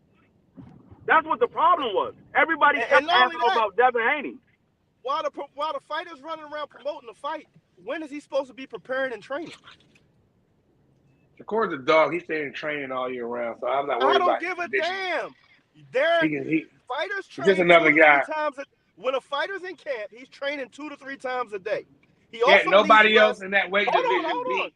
Can't nobody else in that weight division beat that boy that Shakur did with one hand. Can I finish my statement? Nobody. Can I finish my statement? Because I didn't cut you off. When a fighter's in camp, they train 2 to 3 times a day. They also need nutrition and rest. When he's doing all that, when does he have time to go around the country and promote a fight? Let me know. Because when you're really promoting a mega fight, it's all over the country. See, Tank don't have to worry about that. You know why? Because Tank had real promotion in Mayweather promotion. He had real promotion in Al Heyman. He can focus on fighting. Unfortunately, Bob Arum is old school. He's gotten spoiled. And he's looking at these guys like, listen, I'm going to pay you an incentive-laden contract. And if you don't go out and make yourself big, you ain't going to make no money, which is why him and Bud didn't work. At one time, the promoter's job was to promote. If they're not going to promote, then get the promoters the hell out of the game. Let the fighters go get investors. Put the fights on themselves. Because if you're not, that's look like what's happening to me in Saudi Arabia. That's what like is happening. And that's what needs to happen because the promoters aren't doing shit. Right. That's why I said so. Shakur got to go out there and do shit like Devin Haney. Ain't he meeting with the damn prince, the man with the money? And guess what? What did it get him? Has he fought? Devin Haney went. We don't know. It doesn't matter. We got to see the Regis Prograis fight. Nah, you stop saying hold on. You always say hold on. Then you don't want nobody to say that. You didn't let me finish. He's with the money man. Haney with the money man now. Okay, I had a response, but you didn't let me finish. Yes, he went to Saudi Arabia. He went to Saudi Arabia before all these fighters. They've had 7 fights in Saudi Arabia, and none of them included him. Evidently, they're not as interested as him as he thinks. The only one you heard about him, talking about him fighting in Saudi Arabia is him. And he was talking about it when he became Muslim. That's the first thing he said. We want to go fight in front of all the Muslims. The prince hasn't offered him a dime or a fight yet. Well, Anthony Joshua's been don't. there. Okay, But he's going to meet with him. Why is the prince having to meet with him if they're not going to talk about He's it? with him already. He need to go out there and do it like Devin Haney. What you got to remember, Devin Haney's not doing that. That's Bill doing that. Bill is the president of his promotional company. Bill is out there promoting Devin Haney. He's out there promoting Devin Haney. And Devin Haney doesn't have a Bob Arum to answer to like Shakur does. So Shakur running around here talking about this is his last fight. I think that's not good for him to be running around here saying that because, the Bob father might put him on the shelf. So Shakur better tread lightly because with this, I got one fight left on my contract. That fight might not happen for a while, sir. So well, if the fight don't happen, I'm sure there's language in his contract that guarantees him 2 fights a year, 3 fights a year. If Bob puts him on the shelf, he can grab a lawyer and say, my contract's now null and void. I think he's talking to Al Heyman and Floyd and them anyway.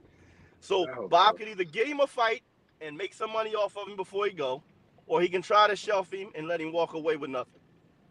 So I don't think Bob cares because he probably cost him so much money. He probably let him go.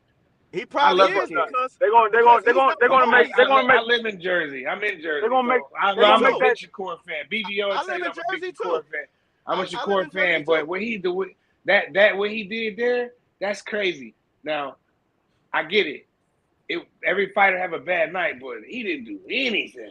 No, he looked horrible. On the flip side, can't nobody you from? On the flip side, can't nobody beat what's his name? De Los Santos? De Los Santos. They can't nobody beat his ass in 135 at that weight with one hand. Nobody. What? I think he'll knock Devin out. No. I said can't nobody beat De Los Santos with one hand other than Shakur. Can't nobody do that because he neutralized De Los Santos' best stuff too. You know what I'm saying? No, he did. He still was sharp, but let's not just throw Shakur away because he had one shitty performance, man. Tom Brady had shitty performances. So you telling me that De Los Santos beat Tank Davis? No. I didn't say that. I didn't say can't nobody beat him that easily. I'm talking about Tank Davis with one hand. We saw Tank Davis fight with one hand. Yeah, but I don't think Tank is. You might got a point there. That's debatable, but I ain't gonna argue that too much. I think De Los Santos knocks Devin out though. I think he beats Devin Haney. I don't know what your thing is with Devin Haney. The kid does everything right as far as a young fighter. No. I think he's a talented fighter. I just don't think he has until somebody whoop his ass. Until somebody whoop his ass, he's one of the best fighters out. Period. He's a great young fighter, but he doesn't have power, and he has a questionable chin. And a guy that can punch like De Los Santos is going to expose that. Questionable chin, and he's never been down. Y'all be killing me with that questionable chin. Who knocked him down? Who dropped him? He got hurt, visibly shaken. Who dropped him? Floyd got hurt. Hold on. Floyd got hurt a couple times. Hold on. I didn't say all I was going to say. Now anybody can be hurt. But not only did he get hurt, he got hurt by non-punchers. Linares was not known as a puncher. Ain't Linares the same guy that put Lomachenko down? Did he drop Lomachenko? Or Lomachenko dropped him? Lomachenko stopped him, right? And what happened when he dropped Lomachenko? Lomachenko got up and beat him into submission. When he dropped he still put him down. But Devin Haney got on his bike and survived after that. For the most part, he was dogging him before that shit. Y'all take that one thing and say, "Oh, look what happened." He never dropped them. You moving the goalposts. Salute to my brother, boxing scholar. Salute to Quick Freedom Chat. Linares was great. I said he got dropped by guys that aren't known as punchers. That means you don't have that great of a chin. If non-punchers are dropping you or hurting you, you don't have a great chin. He's never been down. So how you gonna say somebody got a chin that never been down? Make that make sense. He got saved by the bell against Linares. Man, you making up excuses. How can you say a man doesn't have a chin when he never been down? Make it make sense. He's never been knocked out and he's never been down, but he don't got no chin. Oh, hold on. There are guys that sounds stupid. Pretty good. there are guys that fight low-level competition, number one, or good matchmaking. There are guys that have good defense. Lomachenko, low level? No, he was a smaller guy. And he hurt Devin. He didn't look like he was going to stop Devin in the People level. get hurt. It's a fight. Crown, Yeah, you've been in boxing longer than all of us. It's a fight. You get I hurt understand sometimes. that. You It's buckle, not you about- stagger, you blink, you might bump. Roy Jones got hurt. Roy Jones got hurt in the first round against John Ruiz. If you go look at his eyes in that first round, Roy was a little bobble. That shit don't mean nothing, bro. That was a heavyweight that can punch. I'm just saying, I'm just saying. No, but you're taking part of what I said. I said anybody can be hurt, yes. But when you get hurt by somebody that's not known for having punching power, then that's a problem. That leaves room to question. But that doesn't justify what you're saying. You're saying the man doesn't have a chin. You're telling me he has a or the world. chin. Hold on, like you do. Hold on, like you. You're right. Like you're trying to say a man doesn't have a chin who's never been knocked out and never been dropped. Make it make sense. He didn't fight a bunch of bangers, number one. Number two, the times that he did get go. cracked. The undisputed champ. The youngest undisputed champ in the Fort Bell era. He is past the undisputed champ. Oh, here we go. He's past. But that doesn't justify your statement. You said he don't have no chin, but he's never been stopped and he's never been I said he has a questionable Until chin. then, you said he didn't have a chin. Questionable chin. Roll the tape back. You can rewatch it after we get off. I said he has a questionable chin. Was the word? You say he had a questionable chin. Salute the That's exactly my man what Boxer I said. Scholar. He said he didn't even risk it against Shakur, but he was knocked out you Devin. get hurt by non-punchers, that justifies me questioning your chin. I'm gonna say this, man. So Floyd, all right.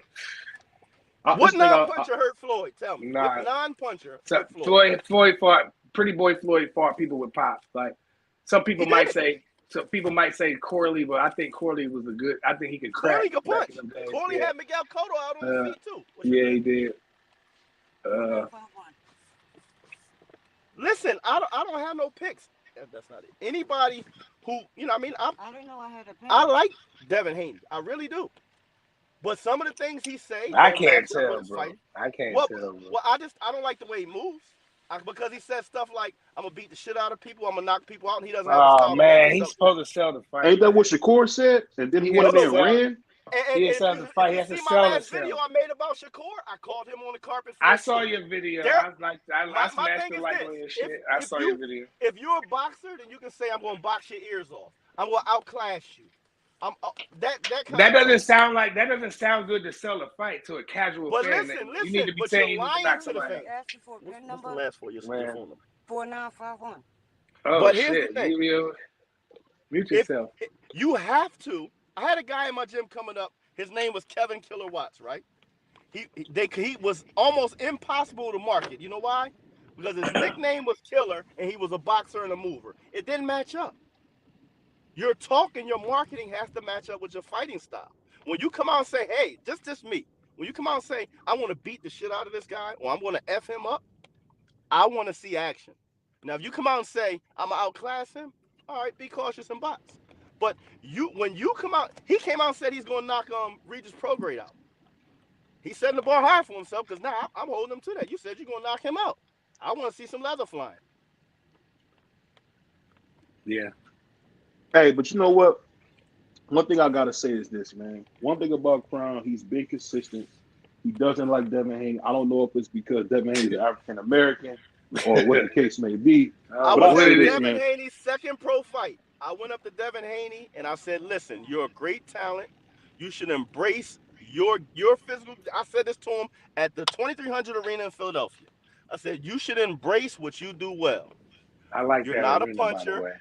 Stop standing in front of people trying to load up and look like a puncher. You're doing yourself a disservice. You're a beautiful boxer. Use those gifts. Box the hell out of these guys. Go through these fights not getting touched, and you'll do great." I think he has an identity crisis. That's my problem with him.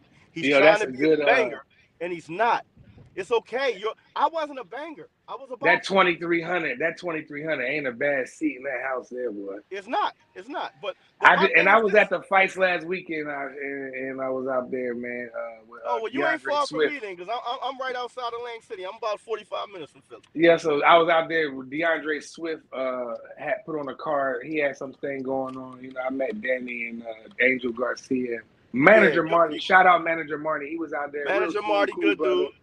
Yep. Good brother. I met a bunch of good. I met Cool Boy. I like Cool Boy. He sat with us. You know what I'm saying? He's a good dude too. So shout out to them brothers, man. Was he awake? Was he awake when he came? Yeah, Stop that. Yeah. Hey, look, I told him. I said, man, I don't care. You know, I said, man, that was savage what you did, bro, to go out there. I said, man, I'm riding with you. I don't care. I said, one loss don't define you, my young boy. And he shook my hand, but he still the pictures, BVO. You know what I'm saying? Yeah. So shout out to them, brother. That was a good card, by the way. Some good fights. I wasn't shocked he was awake. But, shout out to Johnny Gonzalez Jr. too. Shout out, Johnny. Hey, but before we get out of here, man, we're gonna be back Tuesday. D3 with the football show. Let's not forget D3's team got obliterated. My team 10-1. My Eagles won. Shout out Eagles. Shout out Philly. My Eagles won. Yeah. Bird gang. What happened last week, Free? What happened last week, Free? What happened? Free, who you rock with, Free? Huh? Who you rock with? I rock with my home team. Who your home team? Who's that? Washington. Oh, damn. Oh, shit. Dallas whooped y'all ass. Yeah. Dallas ripped the pockets off y'all jeans. You heard? It happens. Not like that. But you know what's wrong with your team? You know what's wrong with your team? Why y'all can't get it together? Y'all name. When they made y'all the Washington football team, then the Commanders, y'all doomed, bro. You can't win with a name like that. So y'all happy that y'all finally got a ring? What you mean? Well, I mean, we won a couple world championships prior to what you mean what I mean? Exactly what I said. Y'all finally got a ring. We got 2 rings in the 60s. No, 2 rings in the 60s ain't shit. Well, Dallas still talking about that. If I count the rings that we got in the 60s, nigga, we got over 7 rings. Hey, Free, but football is what have you done for me lately kind of sport. Somebody count what you got in the 60s. What have you done for me lately? Then don't count the rings that we didn't get in the past either. Let's just talk about I bet you don't count the rings you didn't get. You can't count the rings that you didn't get. When y'all win? No, it wasn't 91. It was we got beat Buffalo. Yeah, I was a little boy. I know that. I was 91. A young boy. Doug Williams was playing. I was in middle school when that last time y'all won a chip. That's the problem. You're a young boy. Nah, I ain't no young boy. I'm not no young boy. If you was in middle school the last time we won, you was a young boy. You're a young boy to me. Nah, maybe so. You are. Hey, but you know what? You're a young boy to me. But you know what, though? I'm 45, and I was a young boy last time they won. You're a young boy to me too, because you're younger than me. I'm 45. I wouldn't say that's a young boy, but that's a long time since y'all won. I'll say this, man. The one thing y'all gotta remember is that if the Browns had our quarterback, we would be going to the Super Bowl. I'm glad y'all got a chance to see a championship before your life ended. I'm glad too. I saw 3 of them in my lifetime. I'm glad y'all got to see one. Somebody said one too. I saw 3 of them in my lifetime. We gonna get number 2 this year. I'm sure. Maybe y'all might. Y'all doing the right things. Y'all might get another one. 10-1. We 10-1 though. It looked good. You know what I'm saying? Y'all ain't got no cornerbacks, man. Y'all horrible. What? Y'all might get another one. It's not a guarantee. It's not a guarantee. We just whooped the best. I know what's going to happen if they don't get another one. We just whooped the best teams. Them niggas gonna be quiet as shit. They're gonna talk about, man, what y'all do? What y'all do? Nah, I'm gonna talk. We did the same thing y'all did. We didn't win one. We did the same thing y'all did. We didn't win one. You know how football go, man. You can be 13-1, 14-3. You can go all the way to the showing and lose. And don't win. That's what I said. Single Y'all game be doing elimination the same thing we did. Didn't win one. BBO, who your team? The Browns. Cleveland Browns. The toilet, the doo-doo Browns. Oh, shit. They just got beat by Denver. That was a good game. We ain't have no quarterback. We ain't have our quarterback. Dog, how you feel? You talk about my team. How you feel paying $230 million guaranteed to a quarterback that's not even playing? Damn. He got a cracked shoulder, man. What can we do? Yeah, he got cracked though. So I mean, he was towing the most. He wasn't playing good anyway. So I don't know why they gave Deshaun all that money anyway. Y'all went out there, but you know what though? $230 million to somebody that was injured. Well, let me say this. Let me say this real quick, Free, before you finish. What I'd say is this, Murder. It's us Ohio boys. You know how we get. You know how us Ohio niggas get down, nigga. Ohio nigga, double O. What's up, yo? Columbus, Akron, Cleveland, Springfield, Dayton, Youngstown. What's up, y'all? Cincinnati too. I ain't forget about you. You know I love y'all niggas. Hey, BBO, you know what's so bad? Not only do y'all not have a quarterback, but Ohio State lost to Michigan too. It's been a bad week in Ohio, baby boy. They lost to Michigan without a head coach. It's Michigan ain't even got a head it's coach. always a bad shit going on. Whether it's the baseball team, whether it's the football team. After LeBron, that's the best thing y'all ever. Hold on. We're not gonna get on the Browns. That's the only thing they had. That's the only thing they had. It's your boy BBO Boxing. Hold on, BBO. Like, comment, subscribe. Hold on. I got a question. Go ahead. If my memory serves me right, shouldn't you be a Baltimore Ravens fan? Didn't y'all move to Baltimore? I always said that, but I stuck. The team did. The team did. But I'll tell you this. But I'll tell you about me. I grew up a Patriots fan. I grew up a Patriots fan, but then when Peyton Hillis was running all over the Patriots, I switched to the Browns. So I done seen a bunch of Super Bowls. You a turncoat. Oh, so you a turncoat. Here, bandrider. Bandwagon. No, I came to the Browns after I seen Peyton Hillis destroy us. But nah, man, I've been with the Eagles. Quick. Man, I've been with the Eagles Eagles, since man. when? Since the young boy, man. Since the 80s, baby. You heard? Because my family from Philadelphia. Yeah. I went outside, man, a bunch of days after Randall Cunningham lost.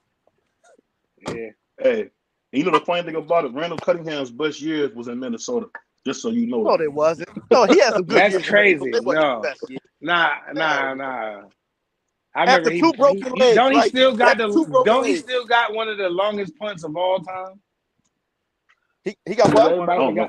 Randall Cunningham, he got one of the longest punts of all time. Punt. Remember yes, he does, and he also has a 99-yard touchdown from out of his own end zone. Touchdown pass. He's a savage, bro. He spent his best year in Minnesota, though. Hey, listen, you should thank Randall Cunningham for the dual threat quarterbacks you got in the league now, because he started it. He was. Those running and passing quarterbacks, Randall started that. But I'll say this, man. We all agree that the Browns is the best team. No. BBO, you always talking about the Asiatic black man, right? The Eagles was one of the first teams to give a black quarterback a shot. We had more black quarterbacks than anybody. Why you don't like the Eagles? But you gotta remember, Doug Williams won the first championship. But he did. But you're not a Washington fan either. What I will say is Washington was the first team to have a black quarterback to win a Super Bowl and MVP. And they didn't give him a contract the next year. No, we didn't. That's terrible. He was a backup. He went from the Wheaties box to no job. Y'all gotta understand, he was with the team for 3 years, and we had Mark Ripken as the starting quarterback, and Mark Ripken got hurt. But we've had 4 black starting quarterbacks. Yes, and none of them. The Eagles have had 4 of them. None of them won a Super Bowl. But the white boy won. Yeah. None of them won the Super Bowl. It's your boy BBO Boxing. It's your boy D3. It's your boy Pride Spider-Man. Take us up with that famous Jalen line, about to so we change get out of that here. They can't. Now they're gonna do something. They're gonna try to make it to where on 4th and 1. They don't want us to run it on 4th and 1 because they know what time it is. Because their quarterback can't squat what Jalen can. So they get mad pounds, baby. Go for 4th and 1. The they don't unstoppable play. He can get them shits from 3 yards out. It is stoppable because we made that man fumble on the goal line. No, it's not. No, it's not. It ain't stoppable. It's unstoppable, bro. He got a only way he can stop it is stop himself. Other than that, we stopped it. What are you talking about? We stopped it. That man fumbled on the goal line. Trying to do that quarterback sneak. He fumbled. Did you win? He it don't matter. You said it was unstoppable. You said it was unstoppable. We stopped it. All right, it's like a 92% success he rate. stopped That's the most himself, unstoppable though. you're gonna Shit get. is a 98% success. Yeah, it's as close to unstoppable as you're gonna get. Unstoppable, bro. We stopped it. And the only they gonna change the rules to stop that. He fumbled him. Right. They already looking at it now. They don't like it. That's why I said they don't like it. NFL, they don't like it. They talking about changing the rule already because he got 11 touchdowns this year. 11 rushing. My quarterback lead the lead in passing. So what? What's but your guess record? what? The Browns are 7-4. He ain't leading the league in wins. They are. They definitely are. They definitely are. Y'all definitely 7-4. He ain't leading the league in wins. Y'all ain't as trash as everybody make y'all seem. I was be trolling BBL. My quarterback is leading the league in wins. Right. Shit, and he up there in touchdowns. Yeah, that's the stat that matters. He's leading the league in wins. Yeah, I'm ready for them to lose already, for real. Ready to go ahead and get it over with because I know how they're going to be in Philadelphia. I know how they're going to be out here. They're going to be talking crazy when we lose. Jalen Hurts can't. Philadelphia fans be getting on my nerves when they be doing it. They just can't relax. Y'all better hope the loss don't come in the playoffs because y'all know they're going to be happy. It might come this week. I ain't going to lie. We got a tough one this week. Who they play? Seattle? San Francisco. Man, they ain't tough, man. They ain't tough, man. They said they was tough the last time we cracked them in the playoffs. Oh, San Fran. That's what they said last time. Me and my fighter got a little running bet right now. He's a San Fran fan. I'm an Eagles fan. So we got a little rivalry going in the gym right now. Yeah, my man's is a San Fran. But the Browns beat San Francisco easy. I remember that. The Browns beat them. Cooked him. Man, Brock Purdy, when he see all them defensive linemen coming at him and Hassan Reddick flying all over the field, he going to be Purdy bad. What they say he was, Purdy bad? Man, they ain't ready for that, man. That boy ain't ready. Man, get him up out of here, man. He going to get smoked. Where that game at? That game better not be here. It's going to be cold out. It's going to be cold tomorrow. It's here. It's here. It's going to be cold as shit tomorrow. So I know it's going to be cold as hell here this week. Yeah. It's cold now. This week going to be cold. Now, I already got my shit ready. Boy, I went to work this morning because I do construction work. I was in Philly. I was down on like Chestnut Street. Boy, I must have lost my mind, dog. I must have lost my mind, bro. I was hawking now. I was like, man, what am I doing? I done left my heated vest at the crib. I'm tripping. Yeah, you working out the element out here. That's rough. Man, listen, I've been doing it for 20. I built the Eagle Stadium. I've been doing this for 20 years. That's what's up. The Comcast. I built that football field when you come over the Walt Whitman Bridge to you coming from Jersey. You come over the Walt Whitman Bridge. Right. I know what you're talking about. That's what I did. That football field, the Philly Stadium, the Comcast. I did Penn Children's Hospital on a tower crane. I was up on my homegirl was on the tower crane. That was dope. I did a building. I did Tenth and Master. I built the Hyatt. That was dope. The Hyatt. That was a good job. I done built everything in the city. That's what's up. So you got some landmarks you can show your kids. Like, listen, Dad's a part of all this. Sure. Hell yeah, when I pull up right by, I'm like, I did that. That's a beautiful thing. That's beautiful. He ain't gonna tell you. I don't know if y'all ever seen Trading Places. Remember they threw him out the building just like that. So nobody ain't throw me out of nowhere, dog. Hey, BBO, I ain't gonna front, man. You gotta be one of the biggest haters on YouTube, bro. Hold on. You gotta remember, BBO and the BBO, the best box community there is, BBO Nation, man. We just said almost 2,100 subscribers, man. You can't say that, man. We the most unbiased. You're going great. I'm proud of you. You're going great. But you gotta remember, man, it's because I'm unbiased. So, you're unbiased? BBO Skip Bayless. Stop BBO Bayless. Yeah, stop the bull. And BBO fans, BBO got some crazy fans too, man. They different, bro. Shout out to them. Then he always talk biased like me. They don't be but the thing is they don't even be agreeing with BBO. But they come back and they like him though. They like him. They come back. But they don't agree with nothing he say. As a matter of fact, smash the like button one time for the one time, man. Y'all got to do better with that. That shit free, man. Stop. Don't come up in here. Hit the like button. Hit the subscribe while you at it. And BBO, he gonna have some dope ass reels coming. Hey, that's what what got me over here with BBO. Those reels be having me crying. Hold on one second. Boxing Scholar, what's up, bro? Them reels BBO used to do. It's funny. What's up with you, dog? Hey, listen, man. You hear these guys? They said I give crazy takes. You ever heard that before? Man, y'all gotta stop that shit, man. Y'all gotta put some respect on my boy BBO. And Skip, stop it, Skip. Hey, how much he pay you? I told you BBO got some crazy fans. I can't make this stuff up, bro. Nah, I ain't no fan. I'm a homeboy, man. I'm BBO. No, I tell you if you said so. Look, Coach, I call homeboy up there. I call him Coach. We give him some good takes today, man. He gave a trash take, man. Devin Haney is not getting fucking knocked out. No, you talking about D3? Oh. Man, Devin Haney ain't getting knocked out. Look, I get what he's saying. He made a good point. You know, Devin Haney getting wobbled by Loma. It is suspect. But I mean, you got to get to the chin to find it, man. It was a time where Muhammad Ali, where people was like, does Muhammad Ali have a chin? Yes or no? And we found out later that he had it, but shit, his defense was so fucking good. They asked that question for a long time. I'd rather not know. But the problem is with Devin, we found out. I'd rather not know. What did we find out? I don't understand what we found out. He's never been down. You might find out in 2 weeks. Lenars get cracked, and Lenars didn't put him on his ass. That's what I'm saying. Right. Lenars wasn't known as a puncher. He was not known as a puncher. Man, Lenars had cracks, man. I don't care. He punched decent. Said. He was not known as a puncher. Okay. And how old was Devin Haney when he fought? Lenars was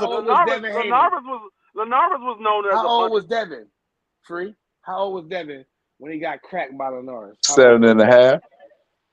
Like the kid's 24 years old. Y'all, he not 30. How old Tank? How old is Tank? Hold on. Do you know what Ray Leonard and Tommy Hearns was doing at 23, 24 years old? Man, that's you your can't athletic even time. Don't even put your name. Don't put their name with them fighters. That's blasphemy. Leave that back there. Leave that back there. We talking about right now today with these kids today. Since when did we start saying 23 years old ain't a grown ass man? The new boxing today, you got to change with the times. The times they think Devin Haney is a young boy. Yeah, they're not fighting like the days of yesteryear. Back in the 80s and 90s, yeah, they move you fast. Don King will move you fast. You know what I'm saying? You move fast, but it's not the case no more. Them boys was fighting 2 and 3 times a month. These boys is fighting 2 and 3 times a year. So yeah, leave them boys back there. I don't want to say Shakur can Shakur does this, but Sugar Ray Leonard did this back in. I don't want to hear that shit no more. Leave that shit alone. Today, right now, these kids. I just don't like when it started with Canelo. Oh, he was only 23 when he fought Floyd. Well, that's a grown ass man, right? Yeah, but he was green as shit too. He had more fights than Floyd. That man had 44 fights. Yeah, he did have 44 fights. And guess what? I hear that all the time. Canelo Alvarez was green. That man had 44 fights. How green is a man with 44 fights? So if he green, then Booth must be still green. What I mean by green, he wasn't ready for that kind of stage. He was never. Chavez had like 78 fights. Melcher Taylor was still levels above him. In other words, here's an analogy like this. He like when Shane Mosley went up against Floyd Mayweather. Mosley wasn't green. You know what I'm saying? He'd been around the block a couple times. You know what I'm saying? Canelo was green. Canelo was green for the moment more than he was. But hold on. How old was Floyd? How old about boxing? Grandpop age out there just taxing his ass from corner to corner. And then Floyd stood in front of people. Say Floyd ran. Well, hold on. There. How old was Floyd when he fought Canelo? Shit, he was 30. 36? 35. He was 36. So you telling me a 23-year-old man doesn't have an athletic advantage on a 36-year-old man? But it's different though. So you have your ring age. Your ring age is different. You have to go through the chop Corley type of fights that Mayweather. I guarantee you, if Mayweather never had that chop Corley fight, Experience. the Castillo fight. Yeah. Level was different. I don't want to hear none of that shit. That man was 23 years old. He had 44 fights. He called out Floyd Mayweather. Yeah. And Who he fight though? So Floyd who he fight, coach?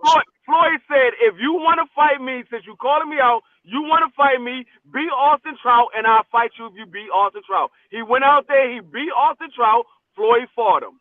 That man was not green. That man was saying he was going to beat. I just say I feel like he was green for the moment. He wasn't ready for the spotlight for the moment. Not so because I knew he had zero chance to beat Floyd Mayweather. When I was going around, I mean, if you go back, if you know me in real life, you know that I said this kid has no chance. Floyd's going to smash this kid. This kid's not going to touch Floyd Mayweather, and that's exactly what happened. But you the same guy. You the same guy that said in a way. You the same guy that said in a way wasn't going to beat Cool Boy to death. So we can't go off what you said. Damn. You said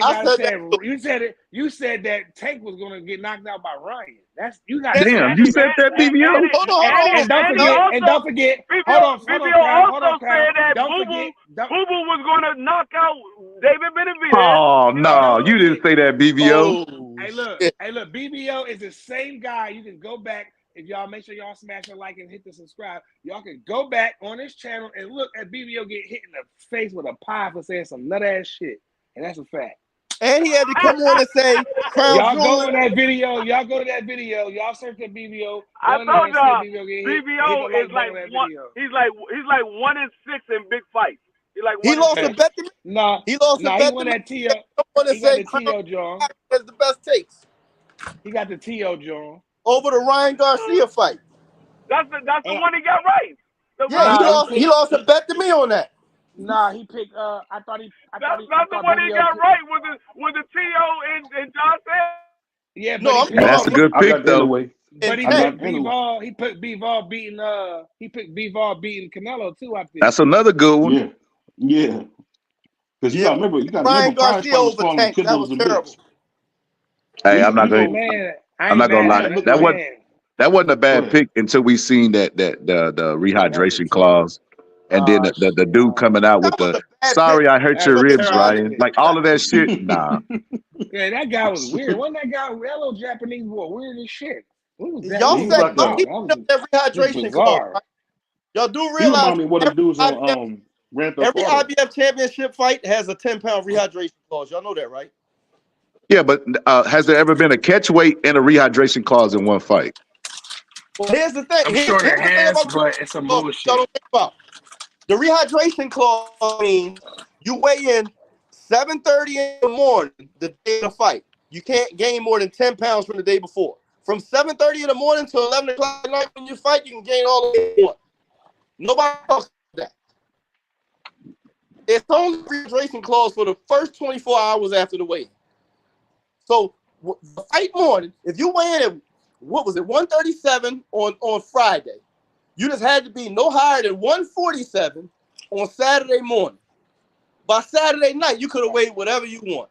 That rehydration clause is a joke. It's the same one the IBF has for every championship fight. And people keep giving Ryan a pass on it. Anybody that fights for the IBF has to adhere to that rehydration clause. That's a really, really, really. There was a title in that fight. What did I miss? But I'm just saying they used the same clause the IBF used. So for a non-title fight, wasn't a WBA regular on the line? WBA regular? No. At a catch weight, the title can't be on the line. Okay, true that. But that's what Crown does. You know, Crown likes to dig up the goalpost and move it manually to whatever he's saying. I'm not moving anything. I'm telling the truth. This is the same guy. Hold on. The funny thing about Crown, this is the same dude who was in the same room as Eddie Futch, man. Some of the greatest trainers ever, and don't be knowing what he's talking about. Damn. So you telling me he was asking Eddie Futch what's his favorite ice cream and shit? He wasn't asking no boxing questions. Hey, you know what he was doing? He was going to get the popsicles out the freezer, man. That's what he was doing. But look, the Floyd Mayweather thing. Go subscribe to Crown Jew Boxing. Shout out to homie. I wanted to address the Floyd thing about the greenness, right? So the greenness, this is why I say Canelo was green. And I ain't making an excuse for Canelo, he got his ass with, right? That's why I say he was green. I think moments in boxing is what shape you, right? Like I said, the Castillo fight with Mayweather, you know what I mean? When he had the hurt hand, he finished the fight and then he went back and dominated him. And then the Chop Corley fight, that was a fucking war that Mayweather ended up beating. Stop crying and fight. Stop crying and fight. So those moments Real shape good you as a fight. fighter. I feel like Canelo didn't have any of those moments up into that point. And then you got to factor in this. Everybody know the older that you get, the harder it is to make weight because your body is still maturing, right? They fought at 152. Ain't no 152 weight class. I mean, Canelo now is a full-fledged 168 pounder. If he fights Floyd Mayweather, you could take that same version of Floyd Mayweather. It's a completely different fight. And if you take that 38 or 36-year-old Mayweather and put him at 54 or put him at 68 or put him at any weight you want to, Floyd Mayweather would dominate Canelo Alvarez the same way because of Canelo's skills and Well, can I ask you a question? Man, can we be honest here? And I gotta ask stuck in the mud, bro. Freak, can you admit that Floyd robbed Castillo, man? That first fight they robbed him. No. Floyd beat him. That was a close fight. Floyd won the fight. He came back and he dogged him in the second fight. That wasn't no. Well, Floyd dogged him. He hurt his hand. He bit his mouth. He hurt his hand. He bit down in his mouthpiece, and he did what the champions do. Then he ran it back. That's a robbery, man. That's a robbery, man. Y'all know. Ain't no robbery, man. It was a robbery. Hey, yo, man, I'm noticing you very partial to Mexicans. You said who? BBO. You don't know? BBO, all his fans are Mexican. The whole thing is BBO say he's the Asiatic black man, but he always goes against the black man. Hold on, I couldn't hear you. You went out. Say it one more time, Free. I didn't hear what you said. Oh, I didn't hear what you the Asiatic black man. You the Asiatic black man, but you always go against the black man. Every time. Not true. All I do is pick black fighters. I pick Boo Boo and Dre. Hey, that right there, he got his black card right there picking Boo Boo against the Mexican monster. I was not. I mean, the thing I say, Olympian, man. I did not realize that David Benavidez was that much bigger than him. That was a shock. No, me neither. He was like, that looked crazy when it looked like a light heavyweight fighting a junior middleweight, maybe a middleweight. So, BBO. I remember one live I did, bro. This is why I don't watch other people's channels before the fight because they'll start to get me to see things that I wasn't seeing before and second guess myself. But before the fight, I said Boo Boo's best weight was 154, and then at 154 he was supposed to fight Jermell Charlo, which he wasn't even favored in that fight. When Jermell Charlo moved up to 168, they said Canelo was too big for him, even though he was the taller guy. They said he was too big for him. So why wouldn't Boo Boo be too small for Benavidez at 168, who's talking about fighting at light heavyweight? And I remember saying that Boo Boo's skills, he doesn't punch hard enough to keep him off. You have to, if you're fighting a puncher, you have to have something to make him respect you. He don't have enough power to make him respect. I was saying all these things, man, and I went back and second guessed myself, man. Yeah, because you was listening to BBO. That's what it was. You was listening to BBO. I know the channel you were talking about. You listen to BBO. Hey, I ain't gonna lie. That's what had me with the whole tip. Hey, Bosco, it's funny you said it because I heard a bunch of brothers talking about Chance Crawford and Errol, and I said, no, that boy Bud is special. And then I second guessed myself. No, I'm gonna stay with Errol. And I was horrified watching that fight. I mean, I was horrified. People can say what they want. I've never seen a guy look so horrible in a big fight ever. Like that was horrible, man. I've seen some bad. He didn't do a Jermell or Shakur. Right. Stevenson. He fought back. Right. He fought back. He actually tried to go in there and do some shit. He know, like so. That's why I like that kid. Showed man. up in that fight. I don't know if that's what it was, but the kid wasn't. No, bro, he got thrown from a car, man. He hasn't looked the same since he fought. But you know what I want to say though? I want to say, shout out to Jamal Charlo. I know he was only fighting Jose Benavidez. I understand that. I get it. But he get credit for beating an Uber driver? No. I'm not, bro. That's like beating Ray J. All he is Brandy's little brother. Shout out to Mike Tyson for beating Peter McNeely. No, what it was. Charlo looked sharp though, bro. No, what it was Jamal Charlo had a tune-up fight and he looked good in his tune-up fight. Yeah, he looked good. Yeah, but it's easy to look good against the heavyweight. Danny Garcia looked good against him. And Danny Garcia's a smaller guy. That's true. No, that's true. Regardless if he looked good against him or not, that man That man's coming off a knockout win, and that man is also a professional fighter. Jamal Charlo is coming off a 2.5-year layoff. He had mental issues. He's going through a divorce and all that. That man came in there and he performed. He didn't look like Shakur. He could have easily went in there and looked like his brother. He could have easily went in there and looked like his brother. Yeah, he looked totally opposite. He looked like the regular Jamal Charlo. He looked sharp like he was against Derevchenko. He was that kind of sharp. I know the opponent wasn't. He probably was a C you fighter. be saying that stuff, Con. I gotta say this, man. To stop, y'all keep talking, huh? You keep talking, man, and you shut the fuck up, huh? That was the internet. A hater that was rooting for his brother to win against Canelo. I mean, I hope Jamal come right back and get right back in there. He said he want to stay active next year. We got to see what the network's going to do. Man, and I hope to see Jamal Charlo. I mean, I think they're going to feed him to Canelo next, to be honest. But I think he could be ready. I think he'll do a way better job than Jamel because I don't know what – he don't move around like Jamel. They fight a lot different than me. He's more of a puncher. He's more of a puncher. Yeah, right. I think he's more of a puncher. I think Jamel moves more lateral movement and move around a lot more than Big Charlo. So I would like to see that. I wouldn't be mad if Canelo fought Jamal Charlo. If he didn't just fight Benavidez, he needs to be stripped of the WBC. And then if he wants to fight Jamal Charlo for 3 belts, I'm okay with that. Can I ask a favor real quick? Can I ask a favor real quick before you go free? Boxing Scholar, I need you one day when you free, man. I need you to cook my co-host D Free because the man keeps lying saying that Pernell Wood could beat Oscar De La Hoya, man. I need you to cook him on that. He definitely did. Beat Oscar. So look, when I first watched that fight, I thought Sweet Pea won. I went back and did a score and a rewatch, and Sweet Pea lost that fight, bro. He had too much inactivity. You can't win a fight just not doing nothing. He got the knockdown. That's the only reason that made the fight close to me. But nah, he didn't win that fight. Oscar was more busy. All I know is when you score the fight the first time. You don't get a chance to go back and watch it. Right. And not only that, Oscar was busy, but he wasn't hitting shit. He was missing. Right. Yeah, that's true. But I see what the judges saw. Yeah, the judges scored it right the first time. You didn't see what the judges saw. You let somebody tell you. So you went in there looking for Oscar to win. You want to see what they saw for Oscar to win. Human beings double down. They double down on their opinion. Like that. You can't beat Oscar like that back in the day. You had to go in there and whoop Oscar ass. You couldn't. It was like Sweet Pea was making a miss, and he got the knockdown. It was a good fight, but it was tough to score. But it could have went either way.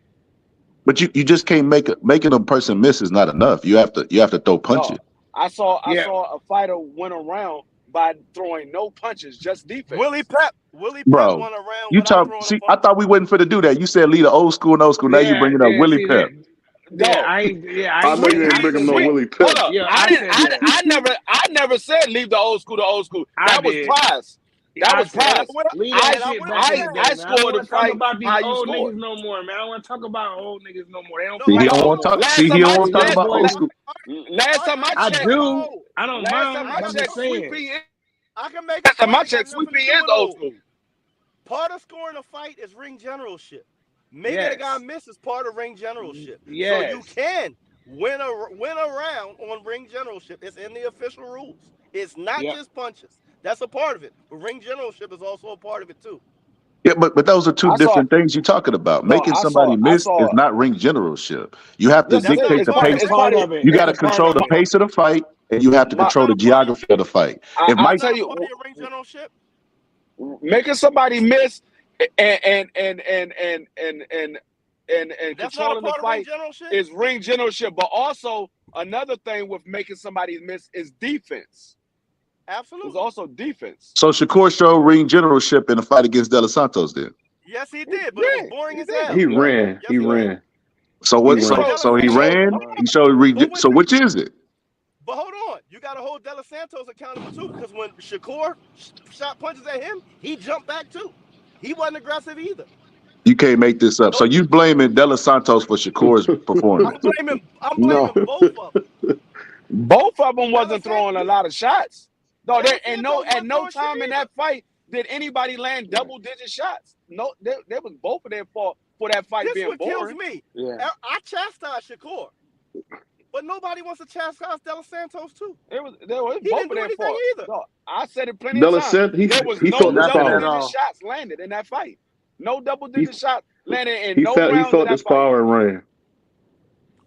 De But I didn't do shit. And De Los Santos was glad he was cautious. I did hear that He Shakur just was as considering cautious joining as the Shakur U.S. track was. team in 2024. Yes, he was. Yes, he was. You can say what you want. Hey, and before we got out here, while I got some super boxing miles, I want to ask y'all one last question, man. And I'm gonna start with my man Boxing Scholar, and then I'm gonna let everybody go from there. Who wins the fight between Bivol versus Beterbiev? Who wins that fight? I got Bivol. Only because I wasn't even a big Bivol believer, man. He beat Canelo like, well, so what? He's the smaller guy, and he only got 15 fights. But that Zurdo fight really impressed me. He made short work of Zurdo. He played with him, and then Eastern European fighters don't like to pivot, and that motherfucker was pivoting in the ring. I'm like, God damn, he getting better. I was like, bro, you got a guy who likes to take punches and march forward, and then you got a guy who likes to shoot straight bullets. I'm like, straight always beat curve. The only punch I think Better Beef have is that he's a dirty motherfucker. He likes to do like Samuel Peters. They'll hit you with a shot to the back of the head. And I think that's his only shot to win. But if Bivol can keep him off with them bullets, I think Bivol could go to a decision. I like Dimitri Bivol in the fight. He's just way more skilled than Beterbiev. Beterbiev, look, he's a knockout artist. He a killer. He a dog too. But I think Bivol boxed circles around him. And like you, I didn't believe in Bivol either. I thought he was food for Canelo. I said it on another channel. I said that he was food. Well, I was wrong. Then the Zurdo fight, he was like, I was like, yo, he's sharp. So I got Dimitri Bivol by a UD, an easy UD to be clear. It might not be the most exciting fight because Bivol, you know how he be Beterbiev would get frustrated and Bivol would be pivoting and turning and just doing what he do, and he'll wash him, man. You go ahead, Quan. I go last. I got Bivol. Some of y'all might know I used to work for the New Jersey State Athletic Commission, and I worked Bivol's corner when he fought John Pascal. And on that night, I realized you talked about him pivoting. I spent a couple hours with him before the fight, watching him warm up, shadow box, all this stuff. He's athletic like a brother. And because of that, I picked him to beat Canelo because I knew he had good feet. And for that, I think he'll do the same thing to Beterbiev. Beterbiev needs you in front of him. His footwork, like I said, he's athletic like one of us. I think he's going to use a great jab, outbox Beterbiev, and basically he might even stop him late because I seen Yardy hurt Beterbiev. I think Beterbiev's a one-trick pony. If he can't intimidate you and stop you, he's in trouble. And I think Bivol has all the tools to exploit all his shortcomings. I agree with that. I hear everything y'all said. Before you go, I gotta say this real quick. I gotta say this before you go. We gotta remember that Beterbiev is getting better. That's what we gotta remember. He's getting better each fight. I don't think y'all. Did you see him against Anthony Yardy? Who he knocked out? Who almost knocked him out? My bad. Go ahead, Free. I hear everything y'all saying, and I seen Bivol fight Canelo. Couldn't hurt Canelo. I see Beterbiev fight boxers, people that was more athletic than him, people that had more movement than even Bivol, and I see this man knock out everybody. I don't think Bivol is going to keep Beterbiev off of him, and if you can't keep him off of him, he's going to knock you out. If at some point he happens to make Beterbiev bleed, that's the beginning of the end for Bivol, because that man gets even madder when he starts to bleed. So I see him knocking Bivol out like he does everybody else. I don't think Bivol has enough power to keep him off of it. Who Bivol? He can punch. Who does Beterbiev fight Free better with better movement than Bivol? I was trying to think of the person, but I couldn't. None of that. Bivol He fought. Canelo just got a great chin. He fought Anthony Yarde that got better movement than Bivol. He fought Joe Smith. I don't know about all that. Yardy's a I don't know banger. about that. Anthony Yard Yeah, has Yard better was banging. movement. He has No, better I movement. don't agree with I that. didn't. I I don't don't agree care with what that. you agree with. You asked me my opinion. I said he Okay, fought fair Anthony enough. Yard, who has better movement than Bivol. Now he fought I don't Joe know. I Smith, just say who's he getting also better, a man. But you boxer. know what? He fought Joe Smith, who's Oh my also a bad. Go, boxer, Free, you and he muted, fought man. Go ahead, Free. he You fought muted. Free, you muted. Marcus Brown, who's also a boxer. All of those guys was boxing. They wasn't Free, you coming muted. straight forward. They was boxing. Yardy was banging. He wasn't boxing. Free, you muted. Yeah, Free, you muted, bro. I'm not Anthony Yardy muted. was fighting. He wasn't boxing. You ain't He got was no banging. sound, Free. I hear him. I can hear Free just fine. I hear Free. You can't hear me. They can't hear me. Okay, I can hear you. Sorry, my bad. Go Yeah, ahead. but none of those guys you named had the skill set of Bivol. None of them. And Bivol has underrated No, strength. like I said, we'll see if Mauricio Sudamar ever decides to sanction that fight. We agree to disagree. Supposedly they're in talks right now. They've been in talk, but Mauricio won't sanction the fight. Yep. Yeah, that's some dumb Because of the stuff. war Political stuff. Yeah, Because of but the war stuff. that's That crazy was though. Both of BBO them dropped off. from Russia. And yeah, that's crazy. Yeah. I mean, both of them want the fight. It's Mauricio that won't sanction Yep. it. Then my thing is, then y'all They go should ahead just and fight for it without that belt. and don't pay Mauricio then. Yeah. See, Leave him see out. that and now They need y'all to see why. And go throw that damn IBO belt in there and make it. that's another reason why I said the belts don't matter, because I still want to see that fight. I don't care if those belts are on the line. I want to see that fight. Yep. That's another Me reason too. why I And said the belts don't matter. They could both save themselves a few $100,000 without fighting for the belt. Yeah, I don't understand why they don't move forward with it and just say, you know what, scrap that. Then we rolling without it. Because the other sanctioning bodies ain't. The other sanctioning bodies ain't saying nothing. Bold enough to put the money up. No, I'm the reason why they not moving forward is because the belt fighters, they don't matter to the fans. That's why I keep saying, everybody keeps saying, oh, the belts do matter. No, they matter to the fighters. They don't matter to the fan, because the fans just want to see the fight. They don't care about the belts. We don't care about the belts. Yeah, if it's your favorite fighter, you can say, yeah, my favorite fighter is the champion. But at the end of the day, you just want to see the fight. You just want to see the fight. The fighters is the one that take the belts home. All we get to do is just to watch the fight. We don't get to take the belts home. We just watch the fight. And the belts are newsflash. The belts are fake. that's leather and plastic. That's why. See, everybody keeps saying, "Oh, Free, you say the belts don't matter." No, I'm saying the belts don't matter to the fans. I'm not saying that the belt don't matter, because the fighters want the belts. That's one of the reasons why they got into fighting, is to become a champion. So the belts matters to the fighters. They don't matter to the fans, because we just want to see the best fights. Yeah, the best fights. I don't want to see all them little bullshit fights. I don't want to see them. That's why I don't pay for pay-per-views that I don't want to see. You ever see one of them belts when they get like 10, 15 years old? Nah, actually I haven't.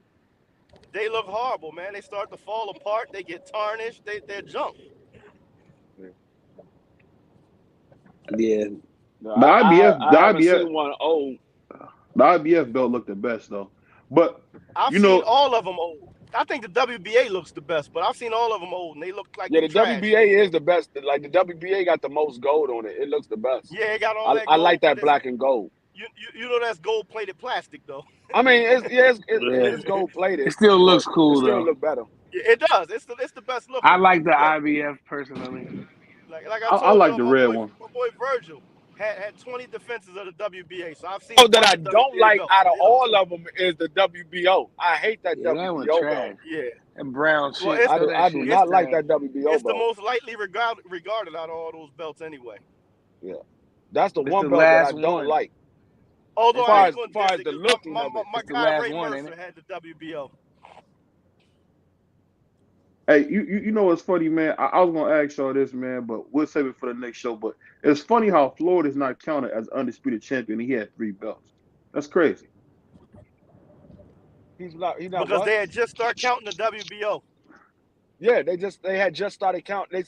they had just started counting the Floyd WBO actually never wanted to be undisputed. He didn't want to pay all De La Hoya, the sanctioning fees. it was the De La Hoya fight. De La Hoya was fighting somebody, and that's when the WBO came into existence as a when he fought Bernard Hopkins. Body. Oh, okay. Yeah. When he fought Bernard, it came into existence as a premier sanctioning body. Yeah, because when my guy Ray Mercer won the WBO heavyweight title, nobody considered him the champ. Right. Because it wasn't nothing. It was like that they took that belt like the NABF belt. Like what's the NABF? Salute Miss Knockout. Nah, because the NABF is a regional belt that just gets you ranked by the WBC. I know, but when I was a young boy, I said, it's the same way. It's like that belt didn't mean nothing. It's the same way. At the time. It's the same way they do the IBO right now. The same way they do the IBO right now. It's a lightly regarded belt. You know what I mean? Yep. Yeah. Everybody had that belt. Why do they nobody they seem like they'd be pretty fair. I just heard them on an interview one time, their guy, and he wants a chance to show that he would follow all the rules. But nobody really. I would have liked to see Boots win that belt back then and see. He ain't got enough money. The IBO ain't got enough money to be a player. That's what it is. We should just let the people have the. Yeah, it's a shame. Hey, Chris Van Hilden wanted to get out of there. My boy Chris Van Hilden had the IBO, and they didn't count him as a champion until he got the IBF. I really wanted to see Boots get it and see what they was gonna say about that. They might have gave them a chance. It still wouldn't have mattered because Boots is not a big enough name. Boots, it would have to be somebody like a Bud Crawford or Earl Spence. Boots not a big enough name. It wouldn't have mattered. Yeah, you need a legitimized champion like Larry Holmes did for the IBF. You need like a real major champion that everybody recognizes as a champ to make a title. But didn't Roy Jones and Mayweather all had an IBF? Roy had but nobody counted. I know. Manny Pacquiao did. They counted it as one of his 8 divisions. That was one of the belts that he was his 8 division champion. He had the IBO and the Ring magazine that they count as a 8 division champion. He's really only a 6 division champion. Which is why they switched the rules and moved the goalposts. Like I said, my boy Levander Johnson had the IBO back in the 90s, and they said he didn't win a world title until he got the IBF. So they changed the rules from who they want to change it on the fly. R.I.P. Levander. Yeah, because if you go look at all the titles that Manny Pacquiao had and through the divisions that he went through, where they counted his 8 divisions, you'll see one of them is an IBO and one of them is a Ring magazine, and neither one of them are a major belt. Well, here's the thing about the Ring magazine. The Ring magazine is jaded anyway because it's owned by Golden Boy Promotions. So how can a promoter own a sanctioning body? That's illegal. So it's not a real belt. You know what I mean? Golden Boy bought the Ring magazine like 15 years ago. So everybody keeps asking why the Ring magazine is so biased. It's owned by De La Hoya. It's the Bible of boxing. What are you talking about? So it used to be the Bible of boxing. Once it ain't no more. It became nothing but a promoter's newsletter. So you didn't grow up taking the pages of the Ring magazine and hanging them on the wall? I know I did. Again, I grew up when the Ring magazine was legitimate. But when Oscar De La Hoya bought it, it's no longer legitimate. It's different. So leaving. Again, that goes back to my theory. Leave the past in the past. That don't mean that I was not the same I was about anymore. to say, I just did an interview a couple of weeks ago with the commish, who was a writer for the Ring magazine. And Crown know who he is. And he'll tell you, Ring magazine is nowhere near what it used to be. It's nowhere near what it used to be. It's not even a real magazine anymore. Nobody reads it anymore. Right. That's what I'm saying. It's nowhere near what it used to be. Who reads it? I ain't seen it on the news shelf. I ain't seen it in the grocery store nowhere. They don't. I haven't seen it. I haven't seen that joint in years. I go buy it in years. All it is that belt, and De La Hoya uses that to legitimize his fighters. That's all it is.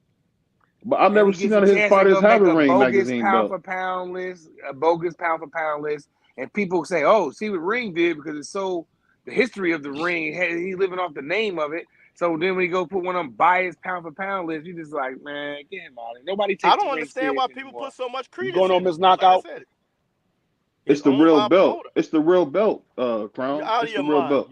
You're out of your mind. You just heard Teofimo Lopez say that no other belt matters but a lineal belt. Same thing Tyson Fury said. A lineal belt and a ring belt is two totally different things.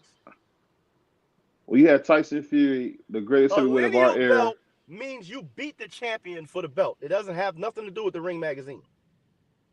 But don't the Ring Nothing magazine at all. belt, don't that go back all the way to R.L. Sullivan, the first champion?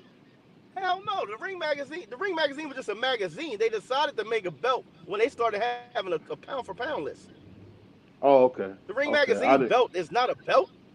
So lineal advertising for them. So lineal is like a designation. It's a designation. Okay.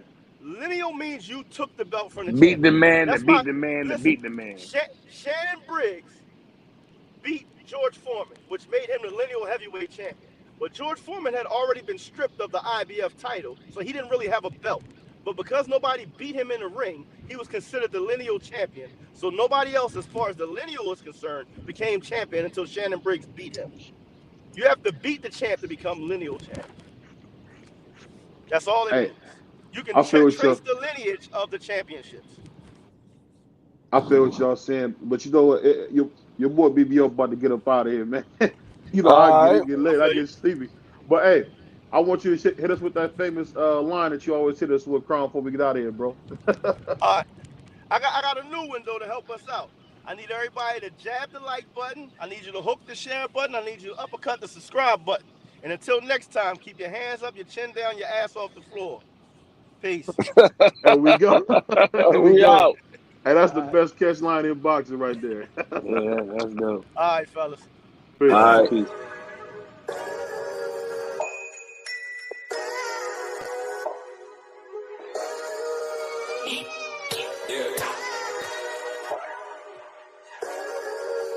We really boxing. Who wanted the battle?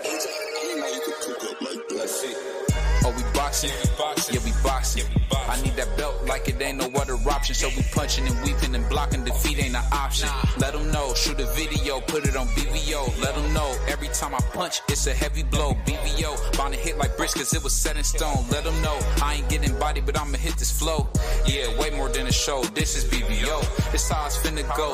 I'ma throw some jabs. Make them think my punch is weaker than I hook his ass. This the ring, not the kitchen, but I'ma cook his ass. Me and him, that's a pro versus the rookie class. All my life I had to fight, but I still love it. Me and BVO got moves that you can't steal from us. And these haters be throwing shots, but I don't feel nothing. I ain't gonna lie, shit, they alright, but we a little rougher. Step up for the title and face your rival, this ain't no little tussle. Bet I be no bird, being chicken to get your feathers ruffled. Footwork, I'm dancing around my opponent like the Cupid shuffle. Good work, bodies hit the flow, they can't move a muscle. The upside is we ain't in the streets, shooting and shooting up. Catch me in the ring, sticking, moving and suited up. I know everybody can eat, but I ain't full enough. Oh, you said it's smoking some beef? I guess I'm pulling up. Oh, we boxing? Yeah, we boxing. I need that belt like it ain't no other option. So we punching and weaving and blocking. Defeat ain't an option. Let them know. Shoot a video. Put it on BVO. Let them know. Every time I punch, it's a heavy blow. BVO. Bound to hit like bricks cause it was set in stone. Let them know. I ain't getting body, but I'ma hit this flow.